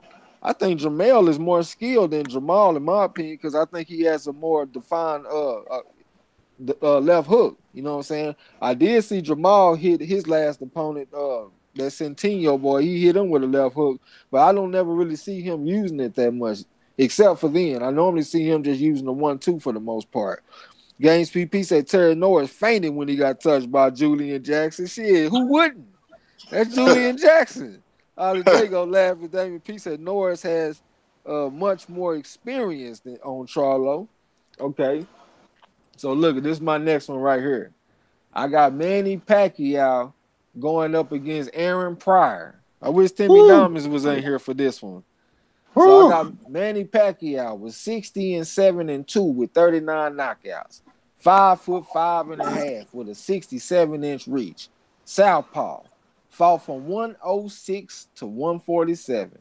Competed from 1995 to current. He's the only 8-division world champion in history and the first fighter to win the lineal title in 5 weight classes. Has wins over Lelo Ledwaba, Juan Manuel Marquez, Eric Morales, Marco Antonio Barrera, Oscar De La Hoya, Ricky Hatton, Miguel Cotto, Antonio Margarito, Shane Mosley, Tim Bradley, among others. I got him going up against Aaron Pryor, the Hawk, 39-1 with 35 knockouts, 5'6" with a 69-inch reach, orthodox, fought from 135 to 147. Competed from 1976 to 1990. 2-time 140-pound champion. Held the lineal championship from 1983 to 1986. Holds wins over Alfonso Peppermint Frazier, Antonio Cervantes, Alexis Arguello, among others. So we're going to start with you, Kurt Sugar. Who you taking out of Manny Pac-Man Pacquiao versus Aaron the Hawk Pryor at 140? This fight will not go the distance. Both men will be on a canvas many times. I'm taking Pryor to knock out Manny Pacquiao in 10-11 round because this Pryor was a great fighter and a hard puncher at 140. So was Manny. You know, that's why I said both will be on the canvas. But Pryor is just a special fighter. So is Manny. It will be fighting each other in the mirror. You know, these are very two fighters close and similar styles. You know, but Pryor just had a little more. You can go and look at the first Agoya fight, and that will show you how special it was because he beat another great fighter. Pryor by TKO and a great fight, a war. Okay, who you got? First of Marlo? all, I just want to say I gave it my all, and it was harder. He hit harder than Mayweather, and I heard him say, "Give me the battle, the one I meet." And after that, I didn't know nothing. I didn't know nothing. I didn't know nothing else. I told her. I told her I didn't feel nothing. It hit me so hard that all I could think about was Mayweather and Boo Boo. So I got Pryor. All right. You know what? I came up with this matchup, and I can't even pick a damn winner in this shit. The more I think about it, like 1 second I go with Pacquiao, then I'm like, man, I like Pryor in this fight. Oh man. I mean, Pacquiao might try to find a way to get him in a catch weight some kind of way. You know how they are. That motherfucker, Panama Lewis got the bottle over there. Both of them got swarming styles. Both of them got swarm each other. What's that? Gregory Wyatt, what's up? I'm gonna go with Aaron Pryor though, because I think Pryor is a naturally bigger man, and the motherfucker just ferocious, man. You know what I'm saying? Man. I mean, god damn, it's just hard to go against Aaron Pryor unless you're gonna go with somebody special like a Sugar Ray Leonard or a Mayweather or something like that. But I have to take Aaron Pryor over Pacquiao. Let me see what y'all talking about. Gaines PP said Aaron Pryor by knockout. La D said, I bet Timmy got Pryor. I bet he do too. Marvin Johnson said Pryor by 10th round knockout. What's that? Boxing Clinic, what's up, man? I just did one of your matchups earlier too, man. I was talking about Gary Russell Jr. and Tank Davis. I cited where I got my information from for sure. A Weapon said Pryor by knockout. Yadi said I got Pryor. Mr. Doc said the one I mix. Hawk Time by 14 round stoppage in a classic. Ali Dago said, I love this fucking fight. Pryor was a beast, but I got Pacquiao stopping Pryor in 9 rounds. Wow. Scrapbook said, I got Pryor. He talked to Lala. Rod X said, Manny by 4th round knockout. Wow. Lawrence Williams said, Manny 10th round knockout in a wild slugfest. And Pryor, you be up at a time of stopping 6-3 because he would use his amateur pedigree and box most of the fight. Okay. Gaines PP said Pacquiao got a weak chin though. Mr. Doc said, yeah, a great fight either way. Agreed. Damon P said, man, a prime Pac will put him down around 8. Somebody down. Ace Man said, I say Pryor. Mark Wunley said, I flipped the coin and got Pac-Man 2 out of 3. Okay. Yadi said Pryor by KO 6 round early in the fight. Scrapbook laughing, B. Howard, though. Yo, you're laughing at your Pacquiao.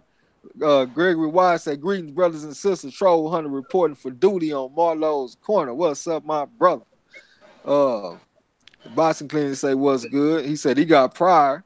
Harold Taylor said Aaron Pryor, the Hawk, would toy with Pac-Man, make him look silly. Gaines PP said, Manny been knocked out by flyweights. Gregory White says, I'm visiting the Premier Boxing Digital Hangout on YouTube. Yes, sir. Then I seen the dream say Pryor by knockout. That dude was really good. Okay, it's on you, Marlo. All right, next up, I got Shane Mosley. Sugar. Right now, he about 47 from the United States. Welterweight, his record is 49-10-1 with 41 KOs. He been KO'd 1 time out of 61 fights. He went 445 rounds with a 67% KO. He debuted in 93. His last fight was in 2016. He orthodox. His height is 5'8.5". His reach is 71. His notable wins were against 32-1 at the time, Oscar De La Hoya for IBA and WBC welterweight title and the lineal title. And also 26-2, Fernando Vargas by TKO. He took losses from Miguel Cotto, 30-0, and also Floyd Mayweather. He going up against Earl Spence Jr., the truth. He's 28 from the United States welterweight. His record is 24-0 with 21 KO. He been KO'd never. He had 24 fights, 96 rounds with an 88% KO. He a southpaw at 5'9.5" with a 72-inch. His notable wins are against 36-1 at the time, KO Brook by 11-round KO for the IBF title, and also 35-3-1 Lamont Peterson by the 7th-round stop. He ain't got no L's. Who y'all got? Mosley or the Truth? Spence too big for Mosley. Mosley, best weight was lightweight when he was 32 and 0 with 30 knockouts. One of the best lightweights ever. 147. Spence is just too big and strong for Mosley. Spence, educated jab with a vicious body attack. One of the best body attacks in recent times. Too big, too strong for Mosley. He wears Mosley down. He won't stop coming, throwing punches either. He TKO Mosley in about 11 or 12 rounds. Too big, too strong. Sleep. Okay, I'm taking Earl Spence too. Like you said, Kurt, he was too big and too strong, and plus Shane Mosley was getting hit with Oscar De La Hoya's jab. Oscar De La Hoya had Shane Mosley stretching in between rounds and shit because he was trying to work out his back because that jab had his back tightened up. And I know that Earl Spence has a hell of a jab. He'll be popping Shane Mosley with that jab, have his back stiffened up, tightened up, pushing him back, going to the body. I think Earl Spence would be a little bit too much for Sugar Shane. Let me see what they talking about up in the chat real quick. Lala D said she got Spence. B. Howard Spence. Damon P said, man, Spence too big for him. Chris Rayner, what's up with it, man? Shout out to the 512. Chris Rayner, what's good, Tregs? Marlo and Kurt. Wow, they say Spence by unanimous decision. Ace Man says Spence all fucking day, night, weekend, 4th of July, and Mother's Day. You should have said Father's Day, man. Father's Day don't get no love. I seen the dream says Spence, it ain't close. Shane strong, but Spence stopping. You too big for Shane. Okay. B. Howard said would have been like Forrest Mosley 1. Ali Dago said Mosley was no joke, but I got my nigga the Truth stopping Mosley with mean body shots in 8. Lawrence Wood said Spence by unanimous decision, 117 to 111. Scrapbook say Earl Spence by knockout. Mark Wonderly said Spence by body punch goes Mosley. Gaines PP say Spence punch accuracy is too much for Mosley and his consistent pressure. 9th round knockout.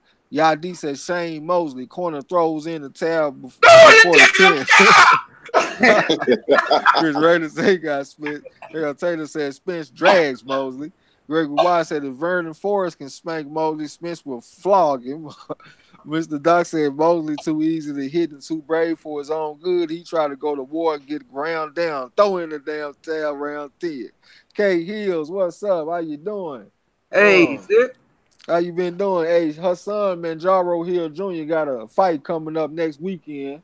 You know what I'm saying? I don't know if it's going to be televised where we can watch it or anything, but y'all wish him luck, man. Manjaro Hill Jr., he fight at 168, I believe. He got a fight next weekend. That's Miss Keisha Hill's son.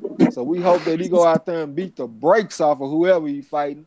I'm talking about before the sun go down, just whoop his ass all over the jungle town. Goddamn. You know what I'm saying? Right. All day. Yeah, we hope it's on TV.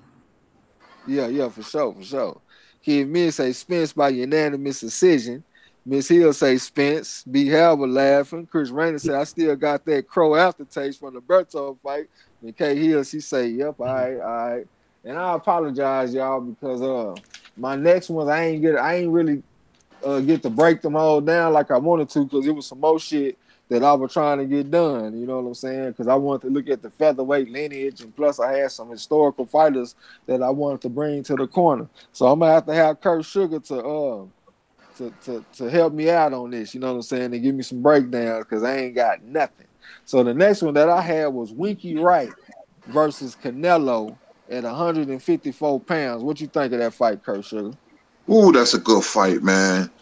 That's a good fight, but I think it was a bad matchup for Canelo Alvarez because Winky Wright had great defense, and it's strange because he's not a hard puncher, but he put you on the back foot with his constant pressure because he punched that jab. Look what happened to Trinidad and Mosley. Winky Wright, very underrated fighter. I like Winky Wright to frustrate Canelo. Winky Wright wins a unanimous decision. Okay, what you got, Marlo? I'm rolling with Winky. I think Winky tears ass up. I don't think he'll take that fight neither though.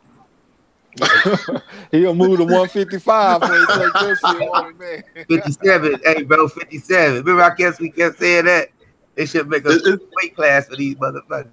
It's a bad matchup for Canelo, man. He wouldn't even take the fight. He's a bad matchup, Winky Wright, for him. Okay. I'm taking Winky Wright too. You know what I'm saying?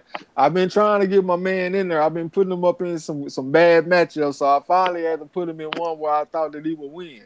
So I was thinking Winky Wright was gonna win this shit before I even looked at the fight. You know what I'm saying? Well, I didn't even get a chance to look at the numbers, but before I thought about it, I was thinking about Winky Wright. But let me look and see what y'all were talking about in the chat.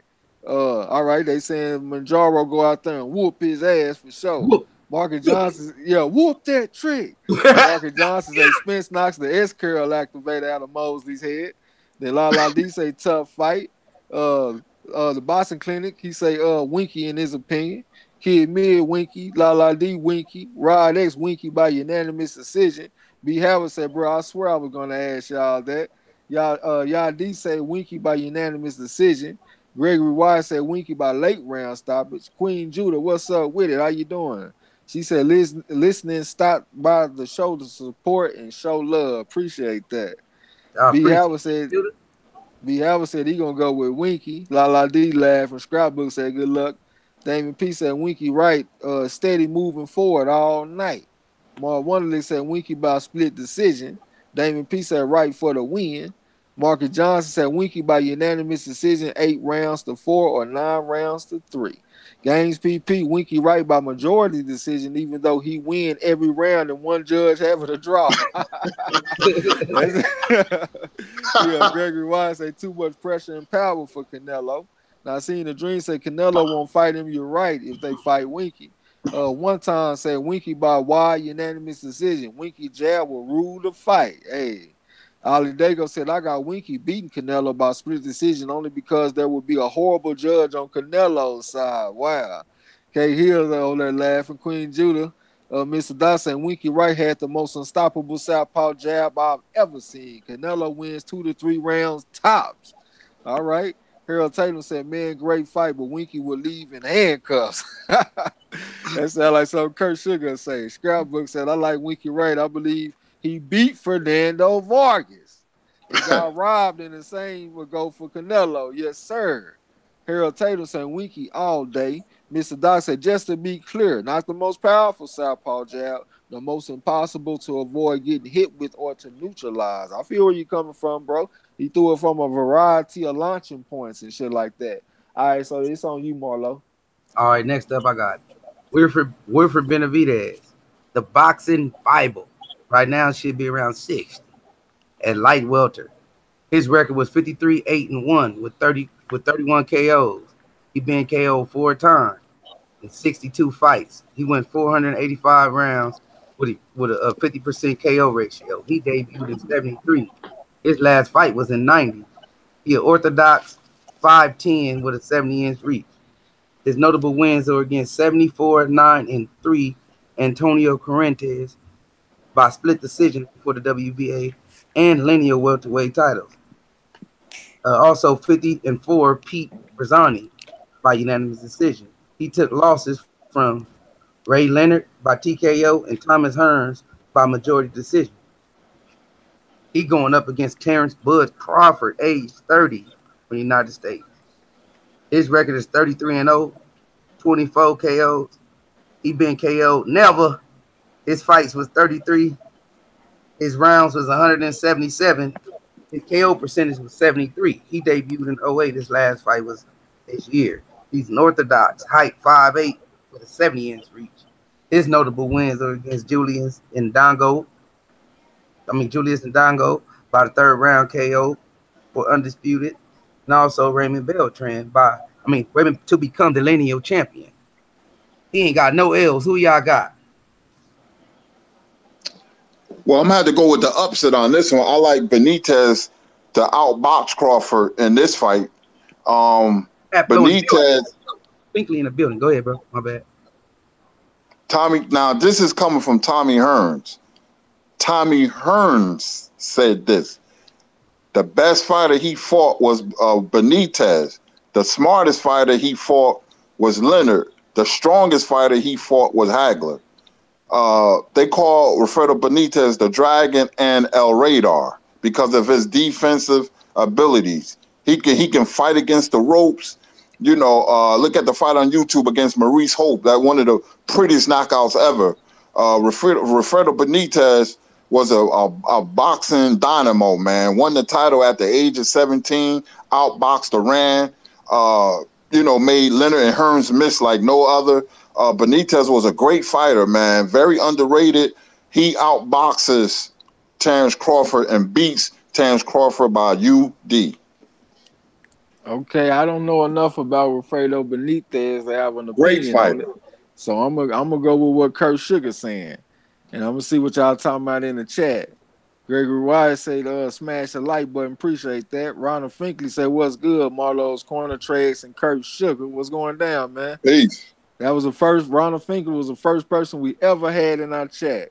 Haplotype said, what's up, Marlo? What's going down? Haplotype. Hey, that's 140, Haplo. Gregory Wise said, invite a buddy to Marlo's Corner. Yes, sir. Ace-Man said he got Crawford. Rod X say Bud by unanimous decision. Gregory Ryan say Crawford. B. Howard, Bud. Yadi, Crawford. Lala D, Bud. Mr. Doc, damn, I'm behind. Still talking about Winky versus Canelo on my end, man. Haplotype say can't compare Crawford to Benitez at welter yet. Crawford hasn't done enough. Tough fight, though. Lawrence Williams say great fight. Skills galore. I got Bud late stoppage when that dog come out. While Wonderlick said OG Bud, huh? David P said he got tougher fighters. Benitez is very ring educated and a little tornado. Harold Taylor said, Bud, by throw in the damn towel. Ollie Dago said, good fight. I'm actually going to pick Benitez by unanimous decision, 8-4 over Crawford. Games PP said Crawford by split decision, 115-113. Lala D said, okay, 140. Ronald Fingers said TRAE went way back. Well, it wasn't that far back. It was May the 2nd, 3 months ago. Haplotype said at 140, Crawford. Welter have to pick Benitez. Okay. I put Crawford in one of mine too, and I was gonna do him next. So I'm gonna go with something else real quick. So I definitely need some help on this one. I know I can't call no facts off the top of my head about these two fighters. But my next one that I was looking at was Rigondeaux versus Azuma Nelson at featherweight. So what you think about Guillermo Rigondeaux versus Azuma Nelson at 126, Kurt? Oh, man, I have to go with Azuma Nelson, man. Azuma Nelson, man, another fighter that don't get no love. He was a great fighter. The best fighter ever come out of Africa was Azuma Nelson. His nickname was the Professor. He fought the great Salvador Sanchez. He was green. He lost by late round TKO. Then he went to Puerto Rico and knocked out the great Wilfredo Gomez. He knocked out Jeff Finnick in Australia. See, he used to go on the road and fight the hometown fighter. He lost to Pernell Whitaker. That just goes to show you who he been in the ring with. Azuma, great counterpuncher, very savvy, can fight against the ropes, high boxing IQ. Rigondeaux, great counterpuncher. But I had to go with Azuma Nelson. He was just a better all-around fighter than Rigondeaux. Azuma Nelson by unanimous decision. And you don't think he'll make Rigondeaux quit? I think he'll make him. Well, Rigondeaux, when a fighter quit, I always say he has some quit in him. It's possible, but I'm going to take the safe route and say unanimous decision. I'm going to give Rigondeaux the benefit of the doubt. Azuma Nelson, great fighter, the Professor. Hey, Haplotype, that's Azuma Nelson versus Guillermo Rigondeaux at 126.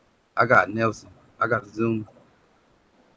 I think he'll fuck at 126. I think he had a lot of power, and I think he'll beat him. He did. He can punch and box. Yep, I think he'll make him quit. That's why I said that, or knock him out. Yep, and Rigondeaux doesn't have the best chin in the world.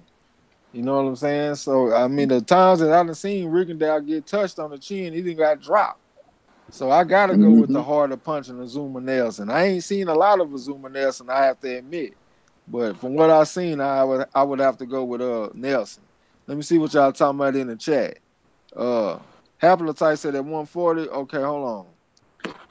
Free Your Mind said that's a good fight. He going with Bud by decision. Haplotype said Benitez was amazing. People just know Crawford better. B. Howard say Nelson. Scrapbook said I would say Wilfredo Benitez decision over Terrence Crawford at 140 or 147. Mr. Dot said Benitez versus Crawford makes more sense at 140. Yeah, I got to lean towards El Radar. Knows way too much even for a masterful boxer like Crawford. You got to keep in mind everyone Benitez fought.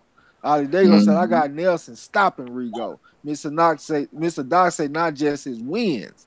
Okay. Gregory White said Azuma the professional Nelson. Ali Dago, Nelson. Ryan X said Rigo by 10th round TKO.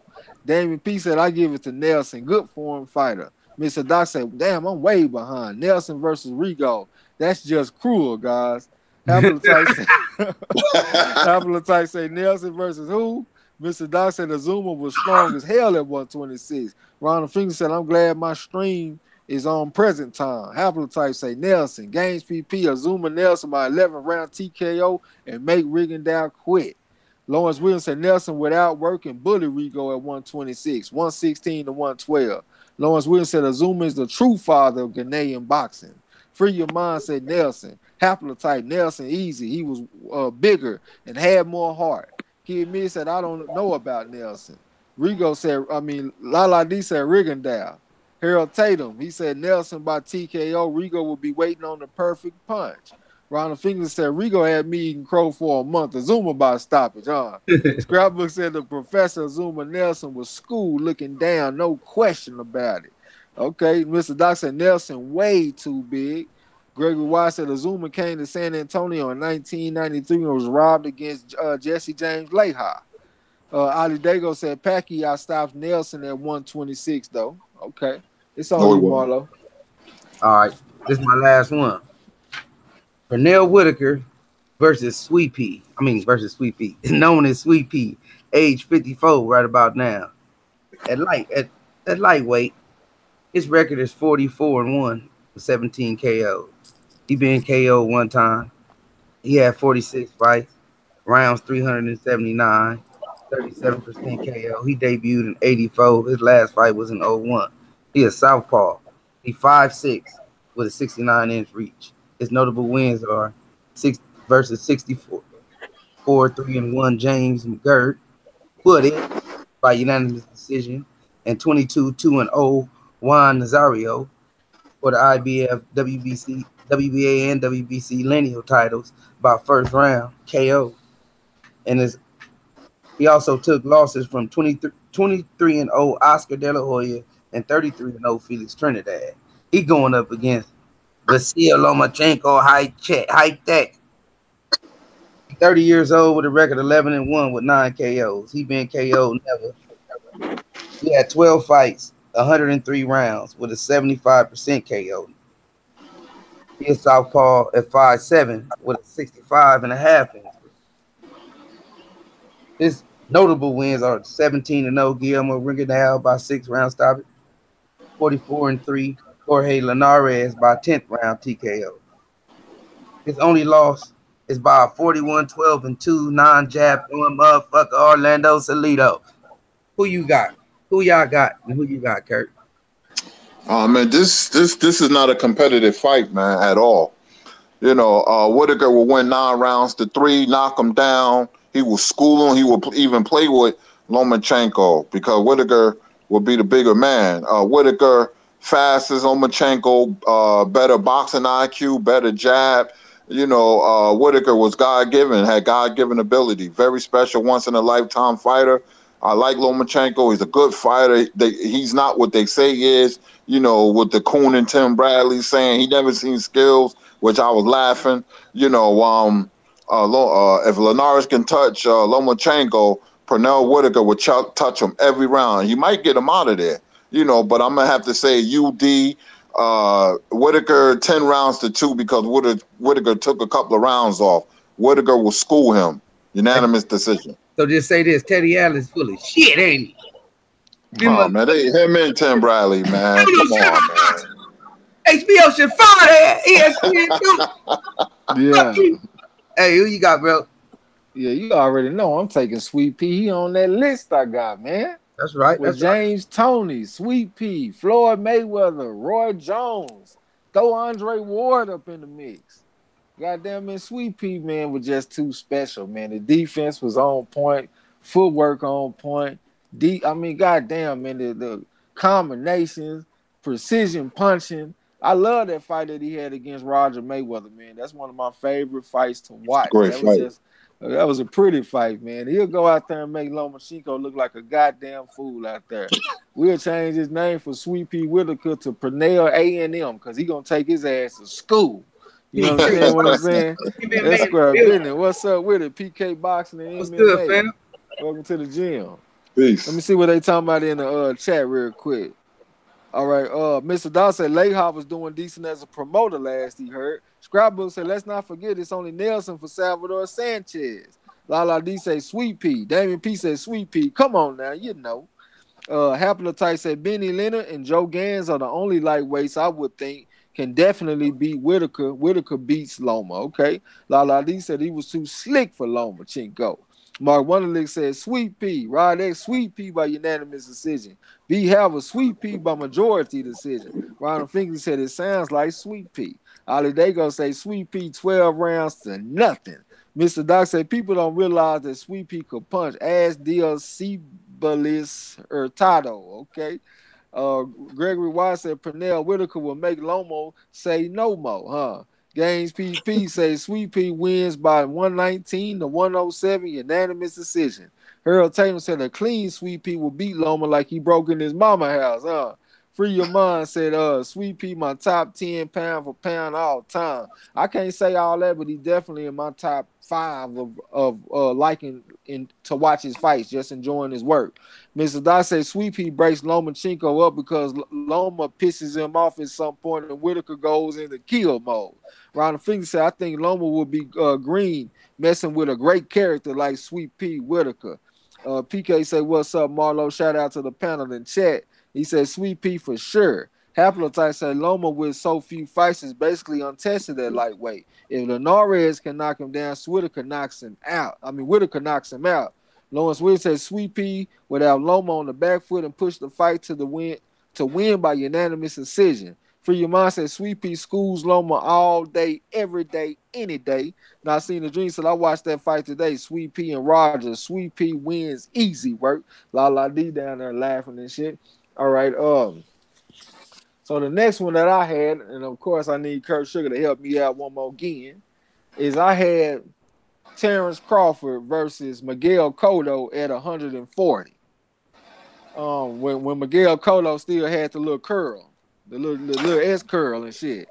So tell me who you got out of Miguel Cotto with the curl going up against Terrence Bud Crawford at 140. Oh man, Miguel Cotto was an animal at 140, man. The body punching, oh wow. And Crawford is special, but with his versatility. But I would have to say Cotto. I would have to say Cotto TKO's Terrence Crawford in the 11th round. I'm big on Crawford, but I can't forget Cotto. His whole career, he was in a great fight with Ricardo Torres, where he was on the canvas. He was out on his feet. He got off the canvas to knock Ricardo Torres out. He was a brutal body puncher with the left hook. If he hits Crawford to the body with that left hook, it's good night, sweet prince for Terrence Crawford. I like Cotto, TKO, and round number 9 against Terrence Crawford. Cotto was special too. Ooh, Kurt picking them tonight, man. The Kane deals. What's up? Who you got, Marlo? I got Cotto. I'm going right with Kurt. Okay. Mark Wonderlick said he got Bud. Kid Mid said Bud by 8th round stoppage. Ronald Finger said Miguel Cotto with the curl. Can't place that, God. The Kane deal say, what's up, my niggas and niggas? B. Howard said Cotto in a close classic. Haplotype said love Cotto, and he was good at 140. Crawford at 140 was special. I say a draw. Damien P said tough one, but Cotto had the fire in him at 140. Cotto gonna knock his ass out. Ali Dago said, I got Cotto over Crawford at 140. People forget how dangerous Cotto was at 140. That's why I came with this matchup. Rod, they say Bud by unanimous decision. Gregory White said Crawford would control distance and frustrate Cotto. Torres is no Crawford. Lala D said she got Bud's. Surprise, surprise. Games PP said Bud outboxes him to a 116, 112 unanimous decision. Mr. Doc said Cotto wins because just when Crawford is about to knock Cotto out, he hits Crawford low. Now I seen the dream said I got Bud his feet too fast. I seen Cotto almost knocked that at 140. Bud hurt him and finished him. Okay, Lawrence Williams said damn good fight. Bud would outbox Cotto to a close unanimous decision. Harold Tatum said I got that boy from Omaha. Damn man, it was hard for me to pick it. Oh yeah, bro. I always wanted to see. This is what I want to do, real quick before you start your what you got. Hey, I told you it was a method to the madness, right? So this is my question, because everything we talk about and we research is gonna be in the trivia, in the tournament. So, what did all fighters that I mentioned today all have in common? The ones that do not fight anymore, what do they all have in common? All the boxers that I mentioned that don't fight anymore, what do they all have in common? I'll take a guess. Boxing Hall of Fame? Nope. Hold on, let me get back in the chat. Not the answer I'm looking for. All right, PK said Bud without boxing. Lala D say Southpaws. Nope. Gregory Ross said undisputed status. Damn. That's not what I'm looking for, big bro. Mr. Dase killed a man in the ring. Oh, a couple of them did, but no, I'm talking about all of them got something in common. Rod, they say Puerto Ricans. Half of the time said they all fought at 140. No. Lawrence Williams said they all black. Nope. Gaines PP say all title holders. They do got that in common, but nope, that ain't what I'm looking for. Kid Miz said he La D in the building. La D.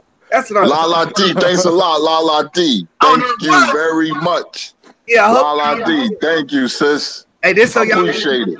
Every research we do is gonna be in the trivia from now on, so we won't say people won't say it's hard or that's too hard. You know what I'm saying? So everything we cover, you know what I'm saying, we're gonna do that. Yep. And I was gonna take Bud Crawford. I think Bud can do something similar to what Mayweather did with Cotto at 154. I think Bud will be able to do the shit to him at 140. I think he'll be too fast with the feet and shit. And I think he'll be able to keep him at bay, maintain the range, like Gregory Wise said. And I think he'll be able to outbox him and beat him, maybe split decision or unanimous decision close, though, like some 7-5 unanimous decision type shit. Right. Hey, right. Ron Finkley, don't duck me, son. We don't want nobody ducking us no more. You know what I'm saying? So we're going to give out the information first, and then we're going to use it on the trivia. We ain't coming with nothing new. We're going to give it out. So all the Games PP said you had Earl Spence. He said he was never lineal. No, I said that didn't fight anymore, my brother. All the fighters. He said the ones that didn't fight no more, bro. That's what I said. Didn't I? Correct me if I was wrong. I said all the ones that didn't fight. All right, my nigga, he didn't hear you, and I didn't either. All right, so my next fight is Adrian Broner versus Johnny Mavida Loca Tapia. So what you think about that fight? Because I ain't got no numbers once again, because I ain't get a chance to get to that shit, Kurt. So who you got out of Broner and Johnny Tapia, or what you think about him? Oh man, he'll beat Broner, man. Johnny Tapia was a very good textbook boxer. Nothing special about Tapia, but I like his fighting spirit. He had intangibles that I like. He was passionate about fighting. I like his spirit. Plus, he had a mean streak. You know, he had a rivalry with Danny Romero of Albuquerque, New Mexico. Their families used to eat together, and something happened where it was bad blood. Danny Romero's father used to train Tapia, and Johnny Tapia got mad at his father, so it was a grudge match, you know, and Tapia outboxed Romero. Tapia was a very good boxer, man, you know, fought Mike Ayala. I like Tapia by unanimous decision over Adrian Bruner. Rough House Boxing, what's up with you, bro? You say you taking Tapia? Yes, sir. You know about Tapia, Marlo? Yeah, I know somebody. I know those. All right, let me look in the chat. Rough out say salute to the corner, piece of the chat. Shout out to the whole LDBC. Lala D said, yeah, Marlo did say the inactive ones. Haplotype said Tapia. Broner never wins the big fights. Damon P say Tapia. Now seen the dream said, what Bud do to fighters is take away their strength and make them fight his fight. You can't forget about his corner too, man. The motherfucker got a brain trust in his corner with Bo Mac and them other cats, man. He got he got 3 sets of eyeballs, 6 eyeballs all together looking at you, and they all processing information, and he listens to them all. So you can't leave that out the equation either. Hold on. Ali Dago said Tapia tags Broner 9-3. Games PP said he got Tapia. Scrapbook say punch drunk. Lawrence Williams said AB too big, stops him in 5. I was gonna have this shit at 132. Free your mind said they all lost the last fight. Mark Blake, what's up, man? Shout out to the Netherlands. Mark Blake in the building. What's happening, fam? Mark Blake, peace. B. Howard got Tapia. Not seen the dream said Johnny all day. Broner not busy enough. Gregory Wise said Tapia was a persistent threat at all times during the fight. Tapia by unanimous decision. Free Your Mind said Tapia was a beast. You know what I'm saying? Yeah, that's why I wanted to put him in the fight, man. You know, we keep some of these fighters' names alive and shit, but that was my last one. You know what I'm saying? But I had a couple of fighters that I wanted to bring to the corner one time that y'all might not have heard of.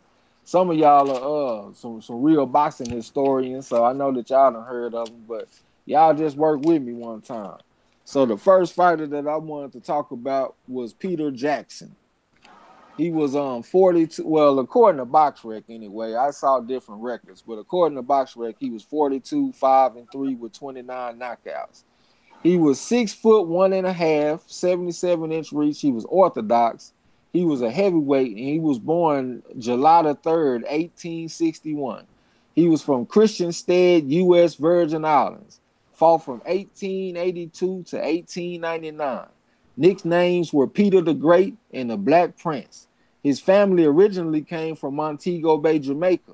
He quelled a mutiny with his fists while working as a deckhand in Sydney, Australia, which gained the attention of Larry Foley, who's considered the father of Australia boxing. And that's how Jackson got into boxing, you know what I'm saying? Jackson won the Australian heavyweight title in 1886. He came to America in 1888 and promptly beat Old Chocolate Godfrey to win the World Colored Heavyweight Championship. He won the British Commonwealth title, whooped a 20-year-old young punk named Peter Mayer, who would go on to win over 100 fights by 3rd round knockout. He repeatedly tried to fight John L. Sullivan, but Sullivan was on that color line bullshit.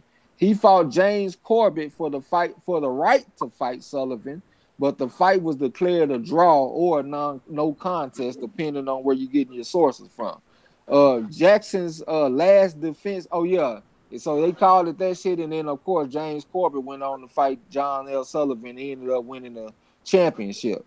Jackson's last defense of his Commonwealth title came against Paddy Slavin, a racist-ass Australian heavyweight pioneer, though, and knocked his ass out in 10 rounds. Frederick Douglass kept a picture of Jackson in his studies. Jackson took a long hiatus and returned to lose to Jim Jeffries. Jackson was inducted into the Boxing Hall of Fame in 1990. You know what I'm saying? So that's Peter Jackson, one of the forgotten great fighters from back in the day, ducked by motherfuckers like John L. Sullivan, but he was a motherfucker. You know what I'm saying? So that's the first fight I wanted to tell y'all about. And then I wanted to tell y'all about George Dixon. I know y'all know George Dixon as the first black champion in any division, you know what I'm saying? But he was 68, 30, and 57 according to BoxRec. That's crazy, 57 draws. But he was 5'3.5", had a 66-inch reach. He was orthodox and he was a featherweight. Well, he mainly fought at featherweight, but he won that championship at bantamweight. He was born July the 29th, 1870. He was from Halifax, Nova Scotia. First black world champion in any weight class. And like I just said, it was at bantamweight. He was the first ever Canadian-born world champion, credited for developing shadow boxing. So if you think of shadow boxing, think of George Dixon. I also won the featherweight title twice.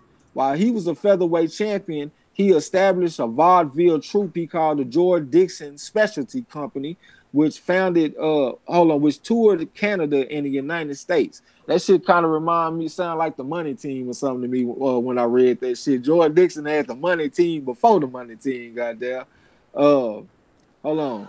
He is rumored to have gotten hit with blackjacks in his shins by fans if he used the perimeter of the ring in some of his earlier fights. I was thinking that was Joe Gans, but that was George Dixon. So as a result of this, he became a master of fighting in the center of the ring. No shit, So if you use the perimeter of the ring, they hit you in your damn legs with blackjack. So you become a master of fighting in the center of the ring. You know what I'm saying? Crazy. In 1892, the Olympic Club of New Orleans staged a 3-day fight card called the Carnival of Champions, and it featured John L. Sullivan, Jack McAuliffe, and George Dixon. They was all champions. Dixon beat the brakes off of Jack Scully, and that was a white fighter. And the New Orleans press went to tripping, and there were no more mixed race fights in the South for 60 years. So George Dixon beat his ass so bad that there wasn't no more black and white fights for 60 years. He was inducted into the International Boxing Hall of Fame in 1990. You know what I'm saying? So I put you on George Dixon real quick. So another one that I wanted to talk about. I'm gonna get up in the chat too, y'all. I ain't forgot about y'all. I'm just trying to bring a couple of fighters to the corner. I wanted to talk about Bill Richmond. You know what I'm saying? So Bill Richmond, he was born on August the 5th, 1763. He was 17-2 as a fighter. He was from Cuckoldstown, New York, British America. His nickname was the Black Terror. His weight ranged from 147 to 168. So I done heard a lot of people talk about how he was a welterweight, but from the shit that I was saying, he was around 12 stones. And a stone is 14 pounds, so that would make him 168. You know what I'm saying? From what I saw. So anywhere from 147 to about 168. He fought at a time before weight classes, though, so he was frequently fighting bigger men. He was born a slave, the original slick boxer. That's what I call him. You know what I'm saying? Because the shit that I was reading, when it comes to hit and not getting hit and being slick, I heard that the most when I'm reading about Bill Richmond, because he was so much smaller than his opponents that he was fighting. He was hitting and not get hit personified. He fought what was considered a dull bout with the champion Tom Cribb, and the loss resulted in a grudge that would last for years. And I gotta say something about Tom Cribb too, y'all. They said Tom Cribb was a slick fighter, y'all. That shit tripped me out when they said that Tom Cribb and Bill Richmond, they fought a dull fight, a boring fight. Because the motherfucker, it was so much boxing IQ up in that bitch, they couldn't hit each other. You know what I'm saying? Richmond then he kicked a little bit more ass and took a break, and he reopened his own gym, and he ended up training Tom Molyneux, and he trained him to fight Tom Cribb. He lost money fucking with Tom Molyneux, so he had to come back and fight at the age of 50. He whooped 2 young punks. He won tons of honors and awards and is one of the pioneers of the sweet science. And he also became friends with Tom Cribb later on in life. You know what I'm saying? But he whooped 2 young punks at the age of 50. So Bill Richmond. Bill Richmond. Yeah, Bill Richmond, a bad motherfucker. So the last one I want to tell y'all about was Tom Molyneux. You about to say something, Marlo? Nuh-uh. Okay, Tom Molyneux. He was 5-3-1 according to BoxRec, but he had a whole bunch of fights as a slave. You know what I'm saying? So Tom Molyneux, he was born in 1784. Former slave. Used to fight other slaves to entertain the plantation owners. Was granted his freedom in $500 after winning a fight that the plantation owner's son bet $100,000 and won. So the motherfucker bet $100,000 and won and gave this man $500, but he gave him his freedom. After obtaining his freedom, Molyneux reportedly moved to New York, where he had several fights and became the first black champion of America. I didn't even know that until I just looked at this shit. Molyneux moved to London and got with Bill Richmond as his trainer and backer. He got some good wins and earned a fight with Tom Cribb. He was putting them hands on Cribb in the first fight, but the crowd burst into the ring in a 19th round because he was putting them hands on Crib and they were betting their money and they didn't want to lose. And so Molyneux got his left hand broken and Crib got time to recover. Crib came back and stopped Molyneux in the 34th round. They said he broke 6 of his ribs and broke his jaw. So Crib won a little tune-up because he was trying to get the rematch. So he won a tune-up and then got back in there with Crib. Molyneux, but Molyneux hadn't been living right, though. He was drinking that wine, fucking with them snow bunnies. Crib was focused and went to count. Crib broke his jaw and knocked his ass out in the 11th round in the rematch. And like I told y'all, Crib was a slick fighter. So, you know what I'm saying? He had IQ and shit. So he got back in that rematch and whooped Molyneux motherfucking ass. Molyneux lost Bill Richmond's support and the rest of his life was rough. He became an alcoholic and he died penniless between the ages of 34 and 38 years old. The man died young, man. So that was a straight up tragedy, you know what I'm saying? But I just want to, some people don't know about them kind of fighters, you know what I'm saying?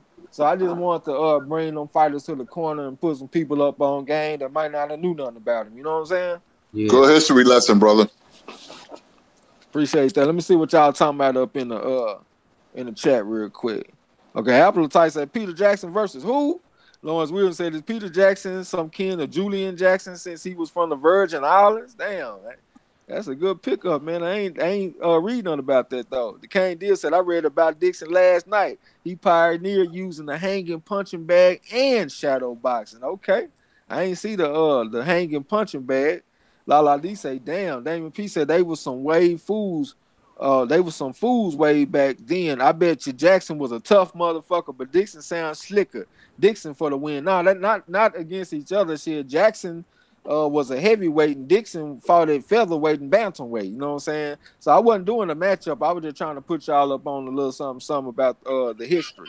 The Kane Deal said Dixon beat the integration out of New Orleans. Lala D said, that's it. That's it. No more integrated fights for 6,000 years. Appetite said, hell yeah, Bill Richmond. Know all about him. Great pound for pound fighter. Gave Crib a run for his money at about 50 pounds deficit or more, but Mendoza was the first hit and not get hit guy. Okay, see, but the thing is, yeah, that's haplotype too. What I was reading, bro, they said that Bill Richmond was around 12 stone, bro. And a stone is 14 pounds, so that's 168. They said Tom Crib was about 14 stone. That's about 14 times 14, that's 196. So they saying that he was outweighed by about 28 pounds. People be putting a little bit of hyperbole on the weight disadvantage that he had, I think. I mean, because I didn't read nothing that said that he was welterweight. Everything kept on saying that he was close to 12 stone. But that's still, you know, a big thing to be outweighed by 28 pounds. You know what I'm saying? Ronald Finger said, me knowledge all day on Marlowe's corner. Scrapbook Boxing said he had wars with Sally Smith. George Dixon was a great fighter. Haplotype said Richmond versus Crib is in my super fight series, and so is Crib versus Molyneux.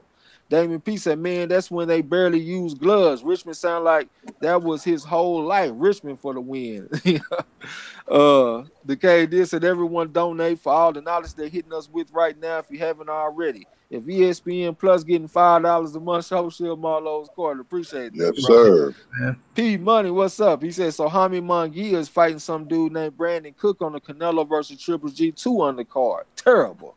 I don't know who Brandon Cook is, bro. I'm going to have to look on the box reg. Damon P said, okay, sounds like Crib was serious about it. Freedom is serious. Shit. Story says Crib was doing it. Okay. Kid Me said, what's wrong with the snow bunny? I was thinking about your ass too when I read about that shit, Kid Me. LT Green. Said, what's up with it, boy? Kid Me said, they don't cause you to get your ass beat up.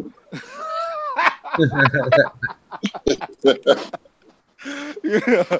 Ronald Finger said, it sounds like a setup fight. Okay, Lawrence Williams said that last fighter you broke down, TRAE, reminded me of Ken Norton in that movie Mandingo back in the day. I ain't never seen it, bro. Not seen the dream said all them draws was really win. That Dixon had, that's why the fan jumped in and shit with blackjack. Yeah, they would hit him in the shins while he circled the perimeter of the ring, man. That shit is crazy. You know what I'm saying? Wow. Yeah, but he had to take dives and shit. Him and Joe Gans had to take dives. You know what I'm saying? That shit cold. Damon P say, okay, cool. LT Green said, what's good? Camp salute. Hashtag LDBC. Haplocytes say they didn't have weight classes or weigh-ins. Richmond's they, to my knowledge, so those weights are probably guesses. Yeah, that's what probably so. All of them guesses. Even the 147 pound is a guess too. Then Haplocyte said I put Crib at over 200 and Richmond at about 150. Okay, now I seen the dream said, what do a stone weigh? 12 or 14 pounds? It weigh 14. Oh, your haplotype say 14. You know what I'm saying? So yeah, I just had them little old fighters right there. We can get in. It's up to y'all. Y'all tell me what y'all want to do. We can break down the featherweight lineage, or we can just go into the ass curve sugar. You know what I'm saying? Cause I know we've been doing a whole bunch of cerebral type shit right now. Y'all might not be feeling like breaking down no featherweight lineage, and it is kind of long. I ain't gonna lie. Y'all will recognize a lot of the names. You know what I'm saying? But it's up to y'all. Haplotype. He said great fighters. Lawrence Williams said TRAE Cook was supposed to fight Kell Brook on the White Parker card, but Brook got injured. Cook is known for getting hit in the head with a stool after a fight in Canada. Okay, okay, I remember that shit. Kell Brook about to fight him. He admits that he got a question for Kurt Sugar. All right, what's your question, bro? All right, Lala G said ask Kurt, but I'm okay with either.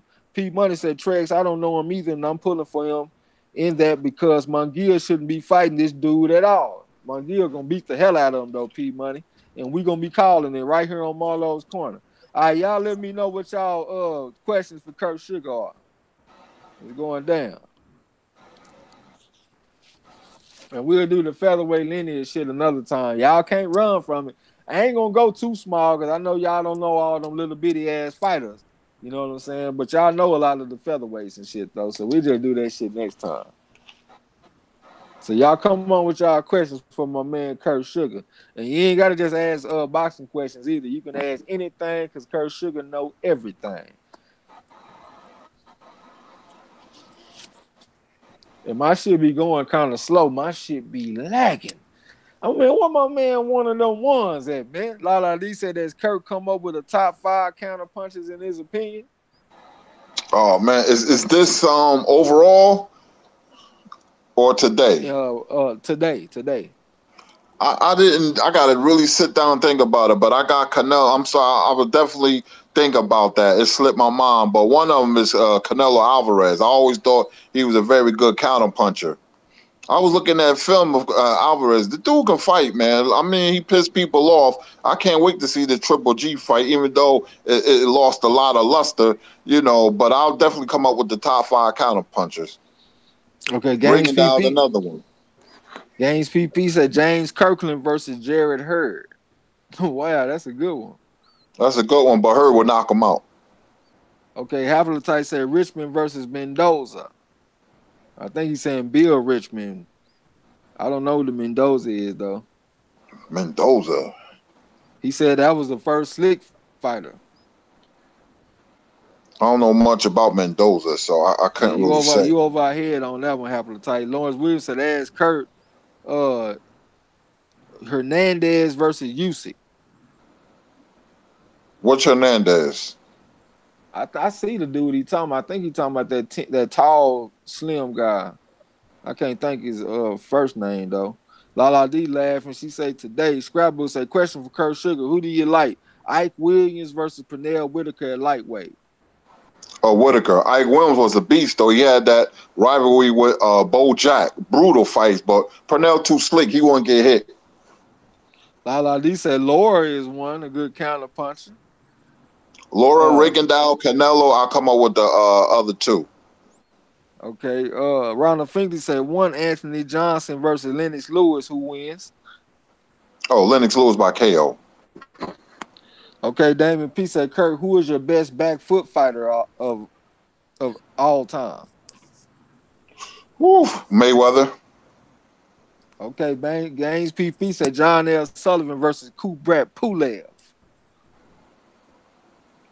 It's hard to match him up, man. You talk about bare knuckle, and Pulev was so big. I would have to say Pulev. They said that motherfucker John L. Sullivan is rumored to have knocked out 500 men. Rough House Boxing said that Kurt, I want to know y'all's thoughts on the future of HBO boxing, especially after the loss by Kovalev. Well, they're in trouble, and they got to get somebody else in there. The president, he the one that controls the budget. HBO has a ton of money. It depends what they want to do with it, because in their heyday, the president, they wanted to invest in boxing, and HBO became the face of boxing. But it's not like that anymore. They're not investing in boxing, so it has to do with their budget. HBO has billions and billions of dollars, but they don't want to invest. Okay. Kid Mid say, dirtiest boxer of your time, Kurt Sugar.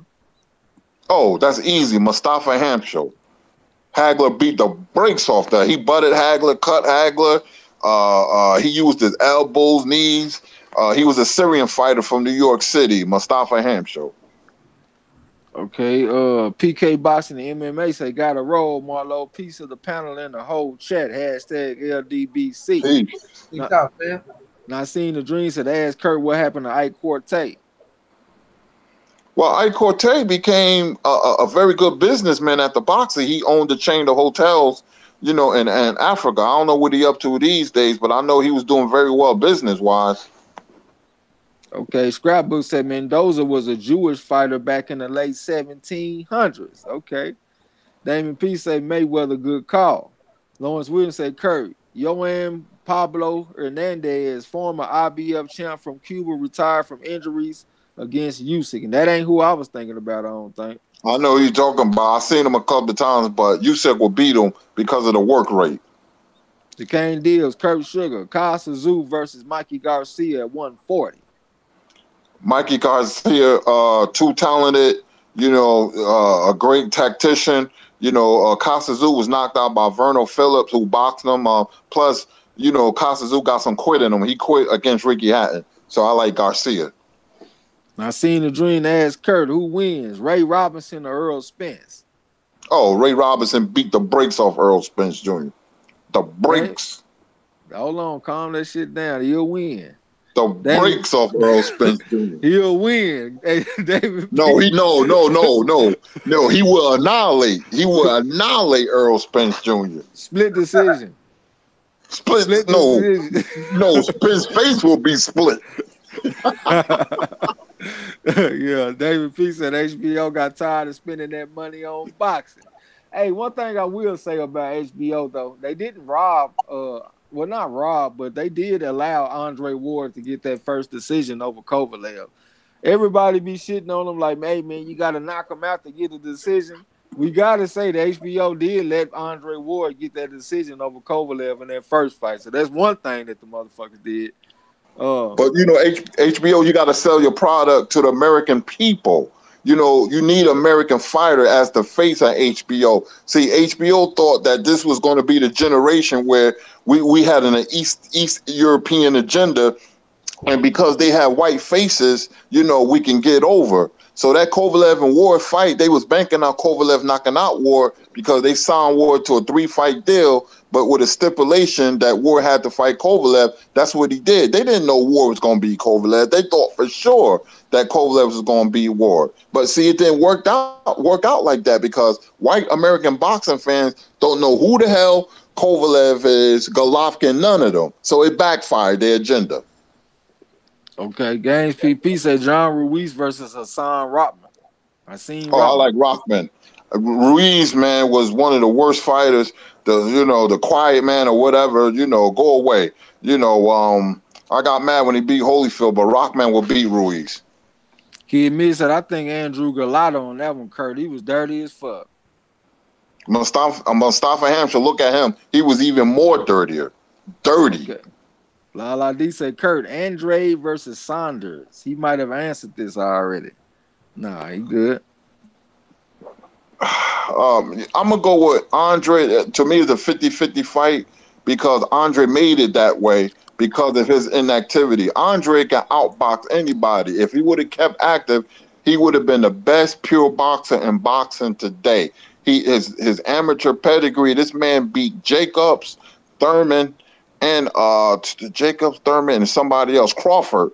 So that goes to show you he can box like a dream, but the inactivity might catch up with him.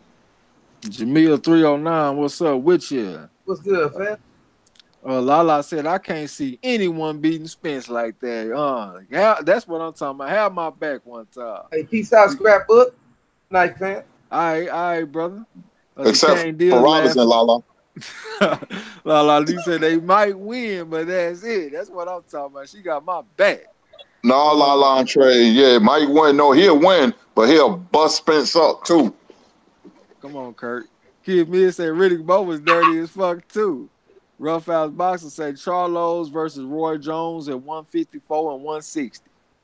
Roy Jones, man, just a better fighter, special fighter. Okay, Damon P said just like they thought Kovalev was going to get Alvarez. Yep. Jamil 309 said James Toney versus Carlos Monzon, Kurt. That's a good fight, but I like James Toney's slickness.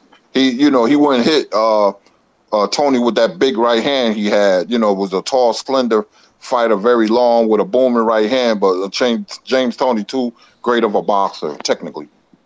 Okay, Lala D saying Trout.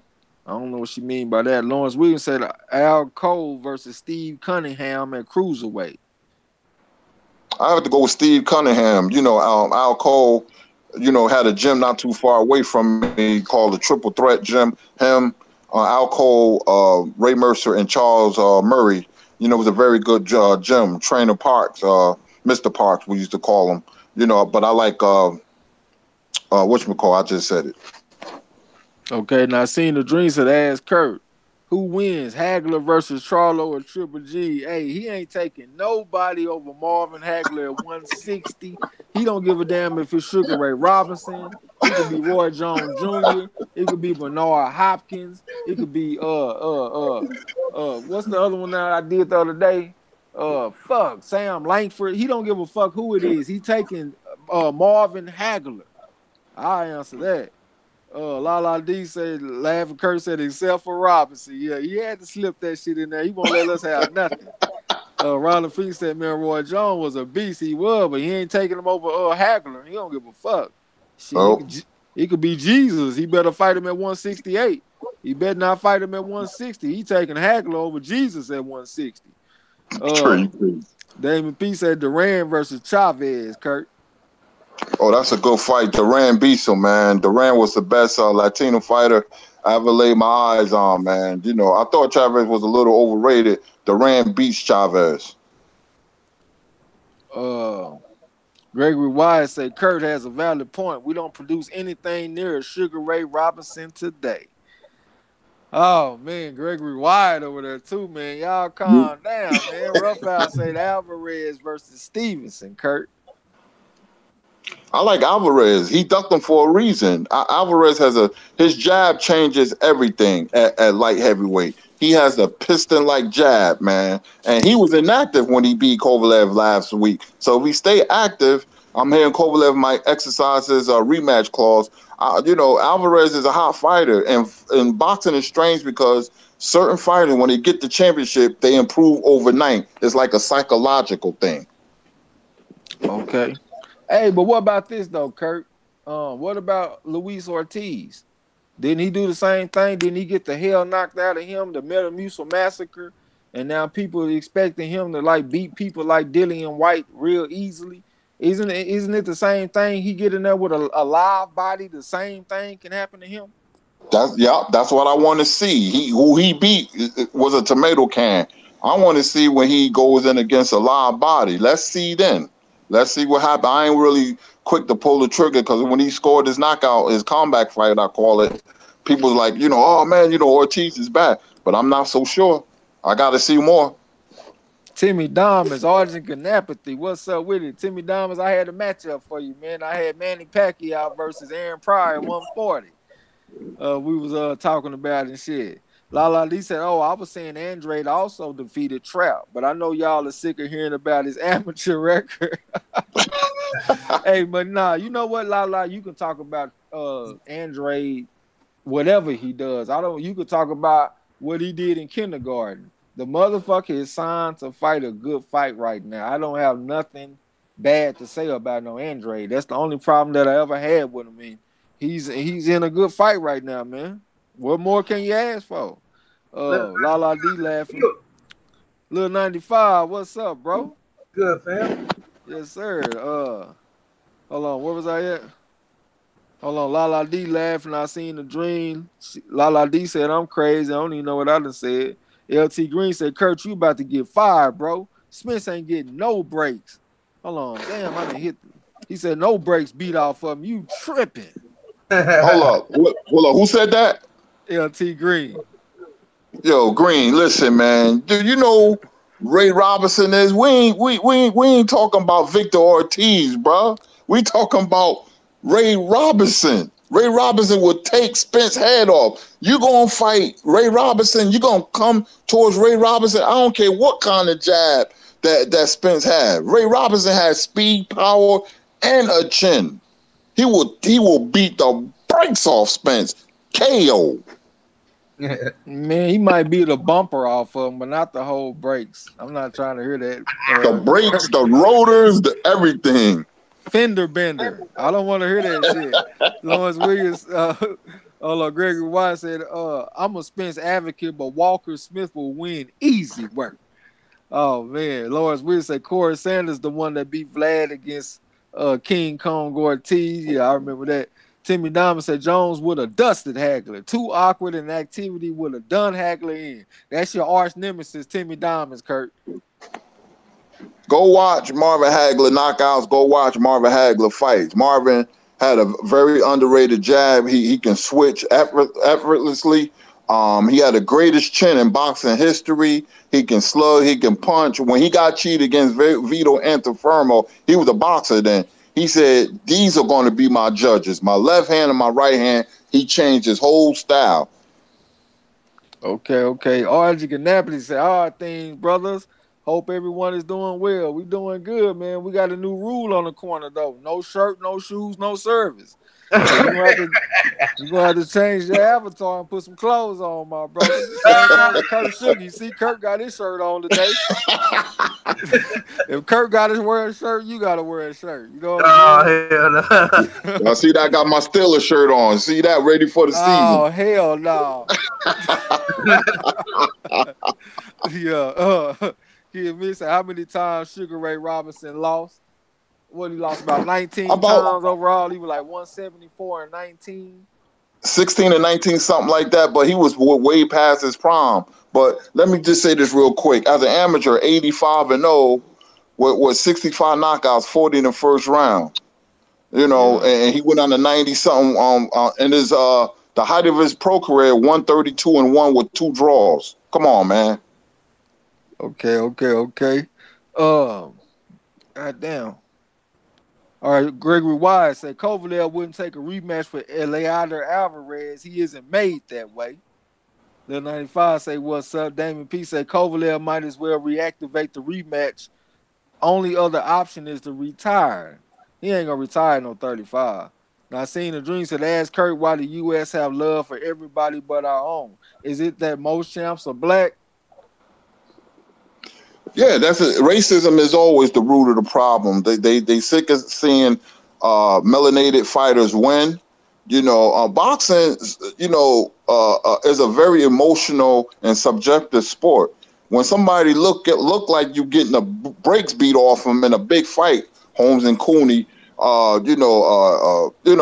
it has a psychological effect because when you think you're better than a race and your man getting his the brakes beat off him, it punches holes in your theory.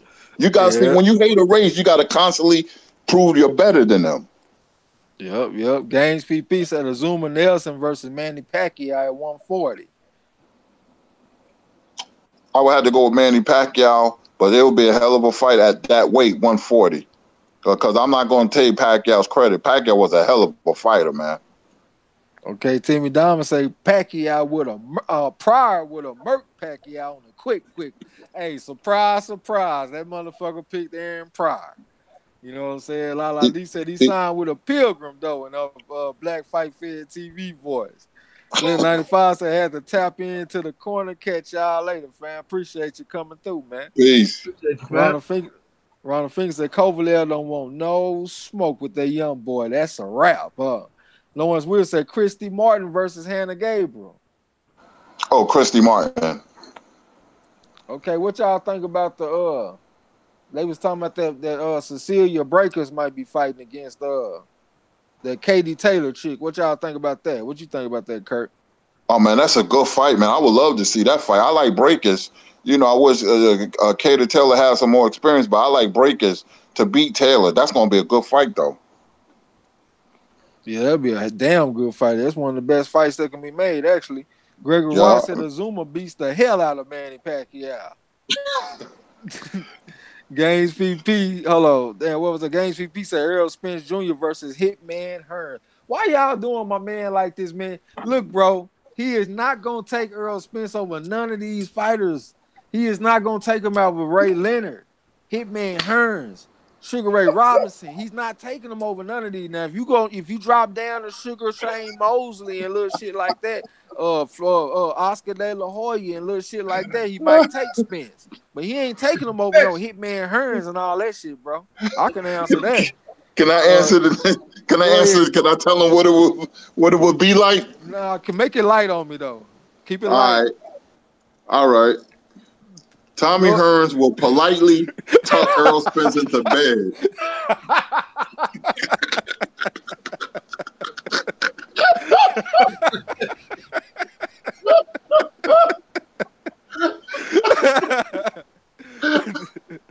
Man, fuck y'all, man. For real. Y'all get off my fan, Errol Spence. Go ahead, minute. Timmy Diamond say, Robinson was 6 foot tall with massive power. He was almost 6 foot. He was like 5'11". You know what I'm saying? He was a nice size for the welterweight division for sure. Damon P say Sugar Ray for president. Yeah. LT Green said, right, TRAE fuck around and drop Sugar Ray Robinson motherfucking ass. Yeah. Let me go move on real quick. Timmy Diamond said Roy was a knockout artist at 160. Yeah, Roy was a knockout artist at 160. He was a beast. Lala laughing. Arjun Ganapathy laughing. Ronald Finkley laughing. Arjun Ganapathy said, you guys are hilarious. Gregory White said King Kong would sleep Corey Sanders in 6. Ronald Finkley said, y'all be having fun. Yeah. Rough Out said, I'm an Ortiz fan, but I felt the same way as Kirk. I need to see him against somebody that's for real. That last fight was to get his confidence back up. You don't feel the same way as Kirk. You feel the same way as TRAE X. Because I've been saying that shit for a long time, my brother. Ronald Finkley wants you to throw the towel in, Marlo. Throw the damn towel! Throw the damn towel! Perfection, what's up, man? Where you been Perfection, at, peace, bro. Arjun Ganapathy said Breakers versus Taylor would be damn good. Hell yeah. That's That'd be a great fight. A great fight. David P. say Taylor got some nice hands. She be launching nice combo. Hell yeah, them combo be firing off like firecrackers, man. That's why I want to see it. The Kane Deal say Kater Taylor is 135 pounder and Breakers is 147 though. The styles will be an interesting matchup though. Well, you know how they do with the women, man. They don't, they don't be tripping on the weight and shit, man. They get up in there. Lala D laughing. Arjun Ganapathy said, in my humble opinion, Kovalev will rematch Alvarez. He got humbled that day. Full credit to Alvarez. He was taking some huge shots and kept his composure. Well, with all due respect, Arjun Ganapathy, you was eating just as much crow as I was on Saturday, so ain't now one of us in the position to be giving our opinions and hoping people take them seriously. You still got some leftover crow in your refrigerator right now, probably. So you were with me. We both thought Kovalev was going to whoop Alvarez the first time. You know what I'm saying? Harold Taylor said, get on the Spence train, Kurt Sugar. Get on the train. Yeah, I'll get on this train, but not against Hearns or Hagler, nobody, or Robinson, nobody like that. Like I said, Spence will go to sleep against Hearns. Okay. Lawrence Williams say Ray Mercer versus Sonny Liston. Whew, that's a good fight, man. Damn, that's a good fight. Ray Mercer had a chin, man. Great chin. I'm going to have to go with Sonny Liston, though, because sometimes Ray Mercer fought in laws. He could have beat Lewis if he was busier. You know, that fight was at the Garden, but I would have to take Liston. Gaines PP, let me intercept this. He say Sean Porter versus Floyd Mayweather. Look, brother, he is not taking nobody over Floyd Mayweather at 147 except for Sugar Ray Leonard, Sugar Ray Robinson, and Thomas Hitman Hearns. You might as well go and just pick another matchup, bro. Unless you're going to say Sean Porter versus Floyd Mayweather at 154. But you're going to have to start at 54, bro, not at 47. And I seen the dream said, ask Kurt. fight I wanted to see. What's up with it? Not seeing the Peace. dream said ask Kurt. I wanted to see, but he died. Salvador Sanchez versus Julio Cesar Chavez. I think is what he's saying. Salvador Sanchez, because of the long arms, the reach, the boxing IQ, and the counter punching ability. Him and Holyfield was two of the best counter punchers I've ever seen in my life. Sanchez, Chavez can be outboxed. Okay, Ronald Finger said Hagler on a thin rope at 154, messing with Roy. Okay, the Kane Deal said interception. Kurt not taking nobody over Floyd except for Sugar Ray Robinson, Sugar Ray Leonard, or Hitman Hearns. Yeah, we learning. Ronald Finley said or even 160. Tom Banger say what's up. Archie Ganabi said, man, even if I was high as fuck, I would still put all my money on Ortiz to whoop Sanders and White. White is so wild he doesn't even sit down on his punches. I don't know, bro. White seemed like he got some pretty decent power to me though. Mark Wonderlick laughing. Excuse me, Kid Miss said, man, fuck Kovalev, plastic bottle vodka drinking motherfucker. Yeah. Rod X said, I called the Alvarez up, said Rod X did call that. We was all talking about Kovalev, and Rod X said, man, all of y'all can eat crow. I'm taking Alvarez. I got damn near a photographic memory sometimes, I swear. LT Green said, Kurt, where you stay at so we can have a real debate over my boy Spence. Newark, New Jersey, Brick City. Gage PP said Oliver McCall versus Tommy Morrison.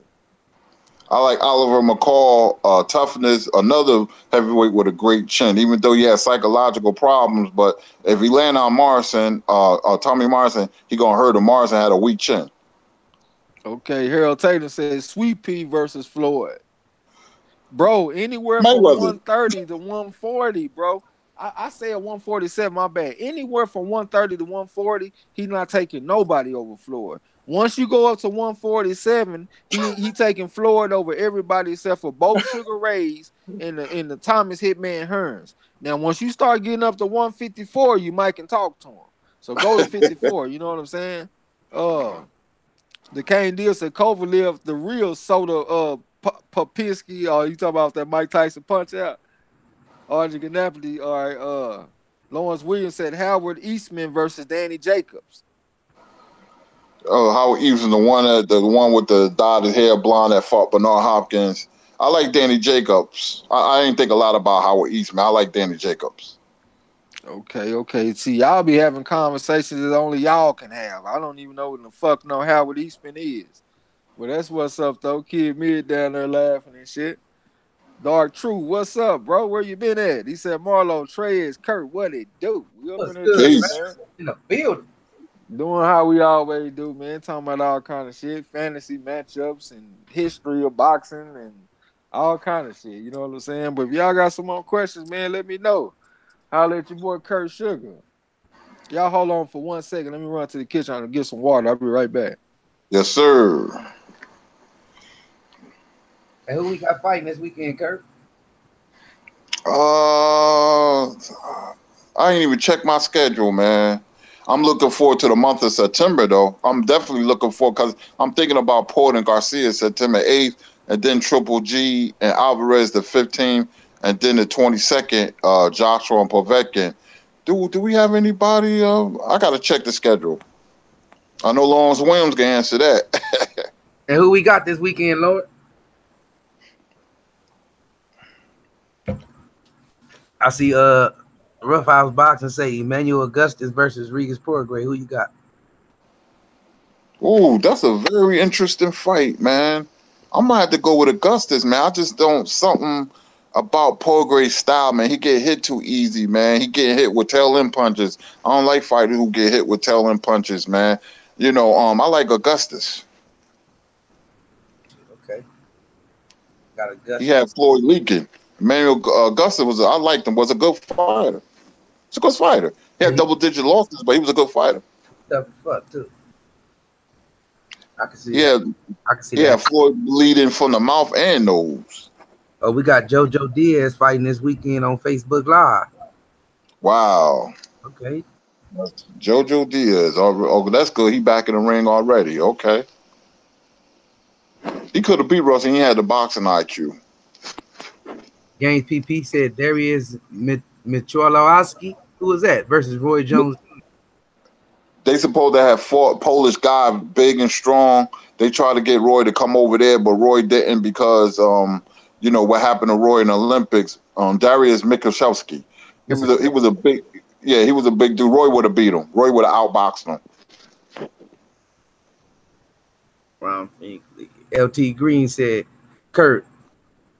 He said, "What you think about bad news Corbin from Dallas? He a heavyweight."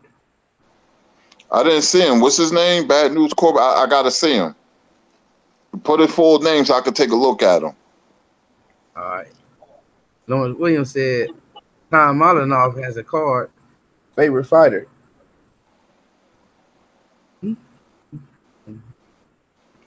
Shit jumping like a motherfucker. I said Tom Molinoff. He said Tom Lawfer has a card tomorrow on Facebook.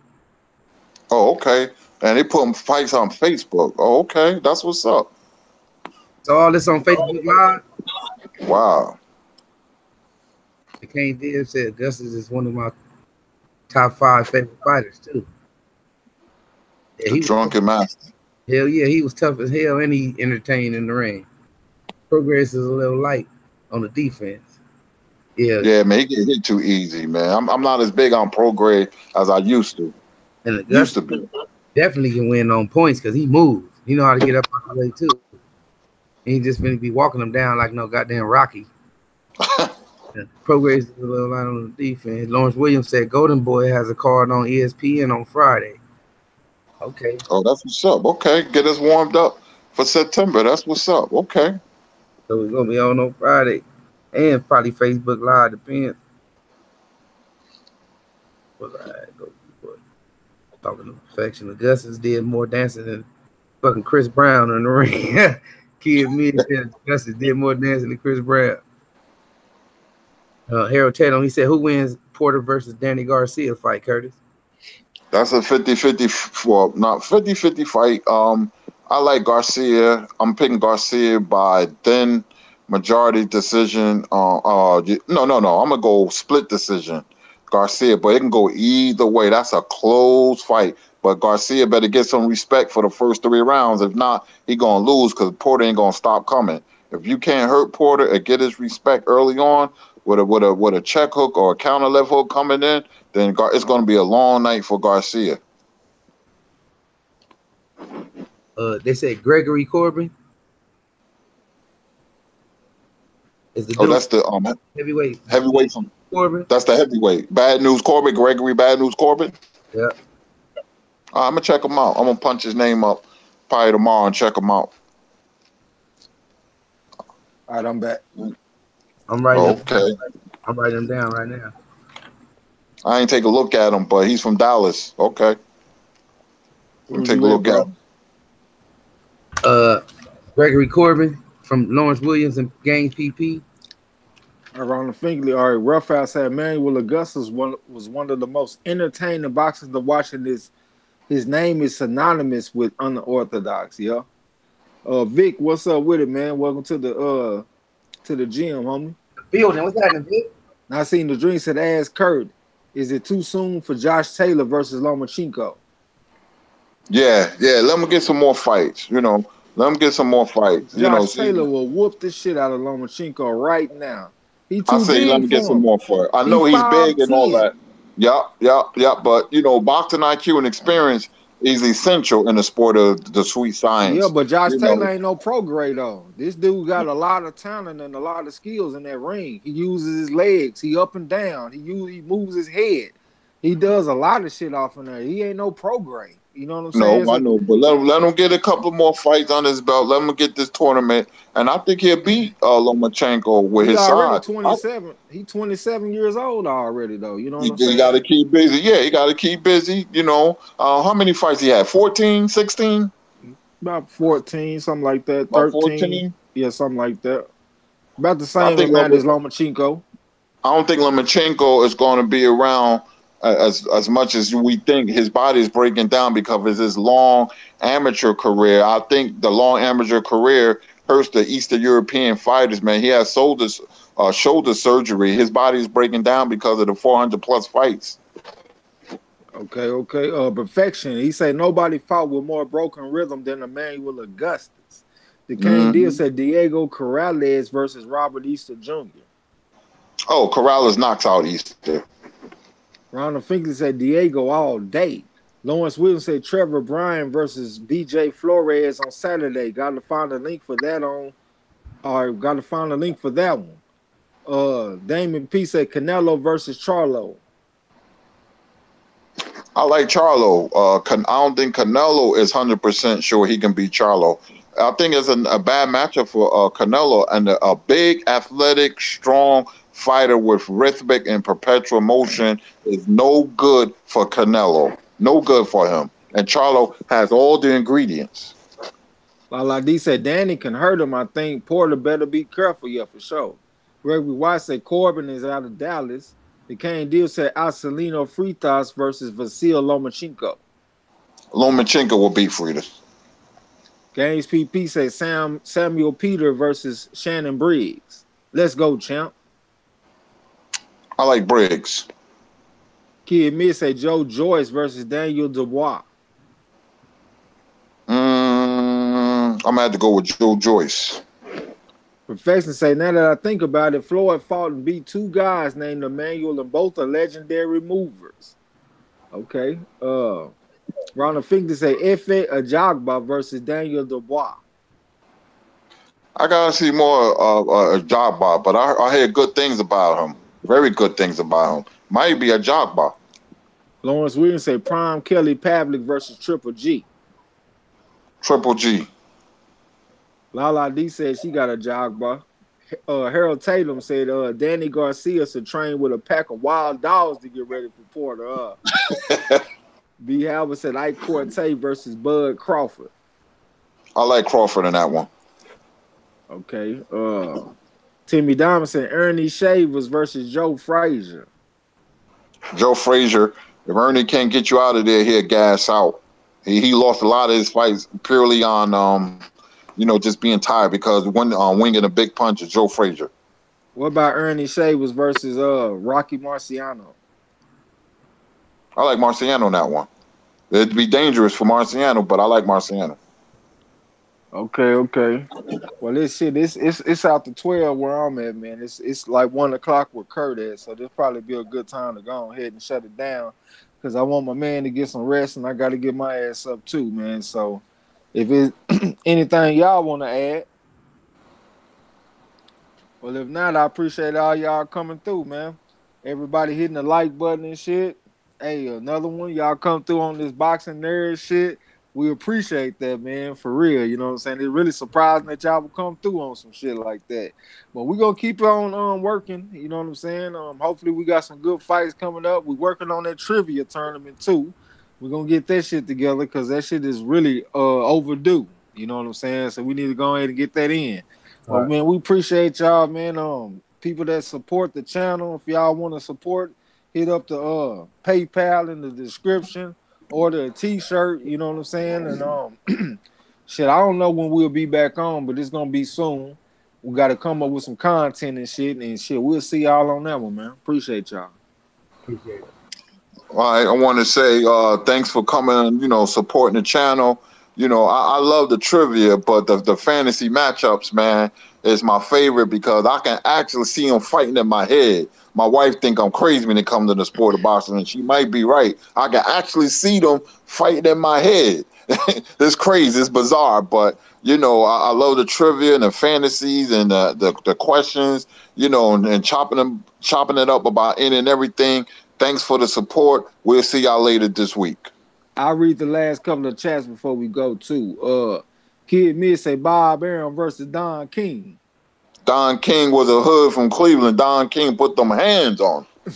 Lawrence Weir said Sergio Martinez versus John the Beast Mugabe at 160.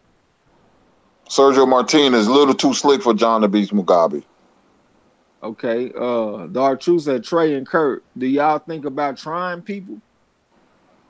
What you mean, like charging them up?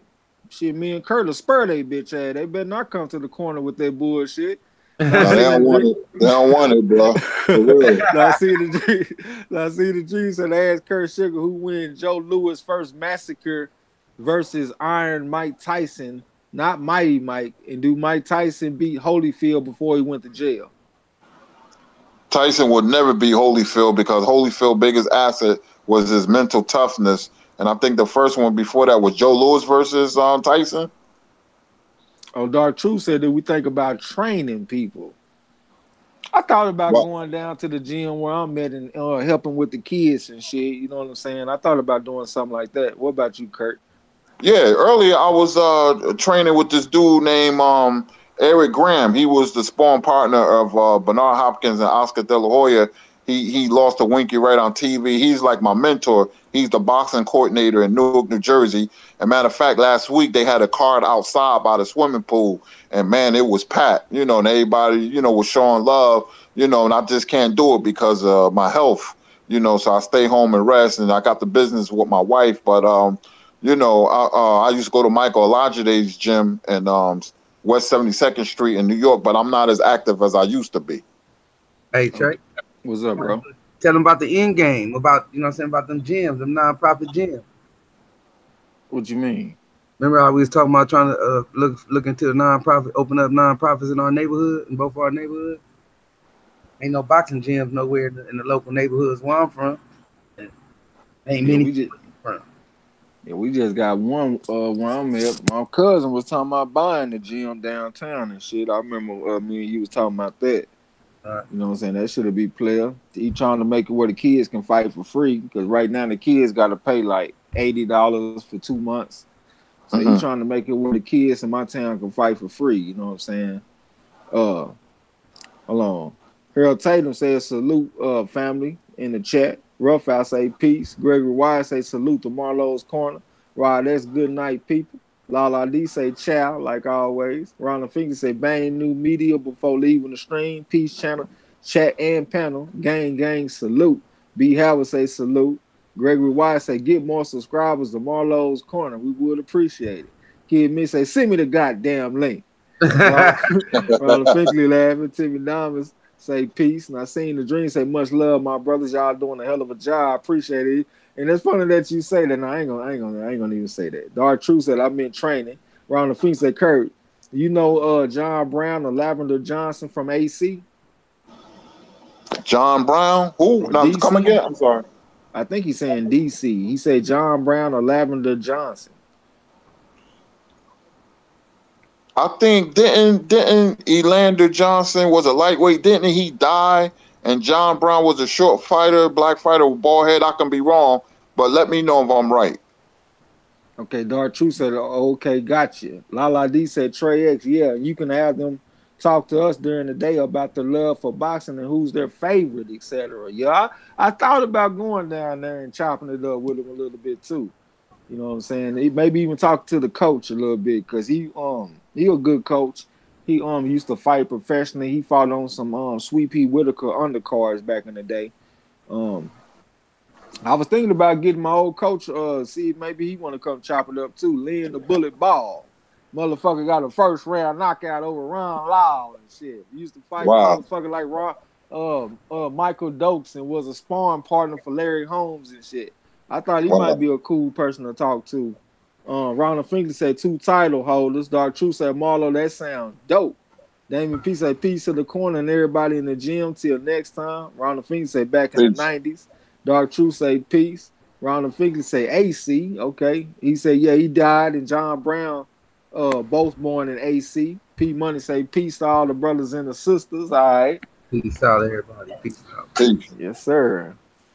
Hey, yeah, on that note, though, y'all, everybody have a good night, man. I appreciate everybody for coming through. I appreciate it if everybody tell a friend, you know what I'm saying, to hit that subscribe button for us, too. We trying to grow the channel. But don't forget to tell them haters and trolls, the fuck out my gym. Peace. Good night. Much love.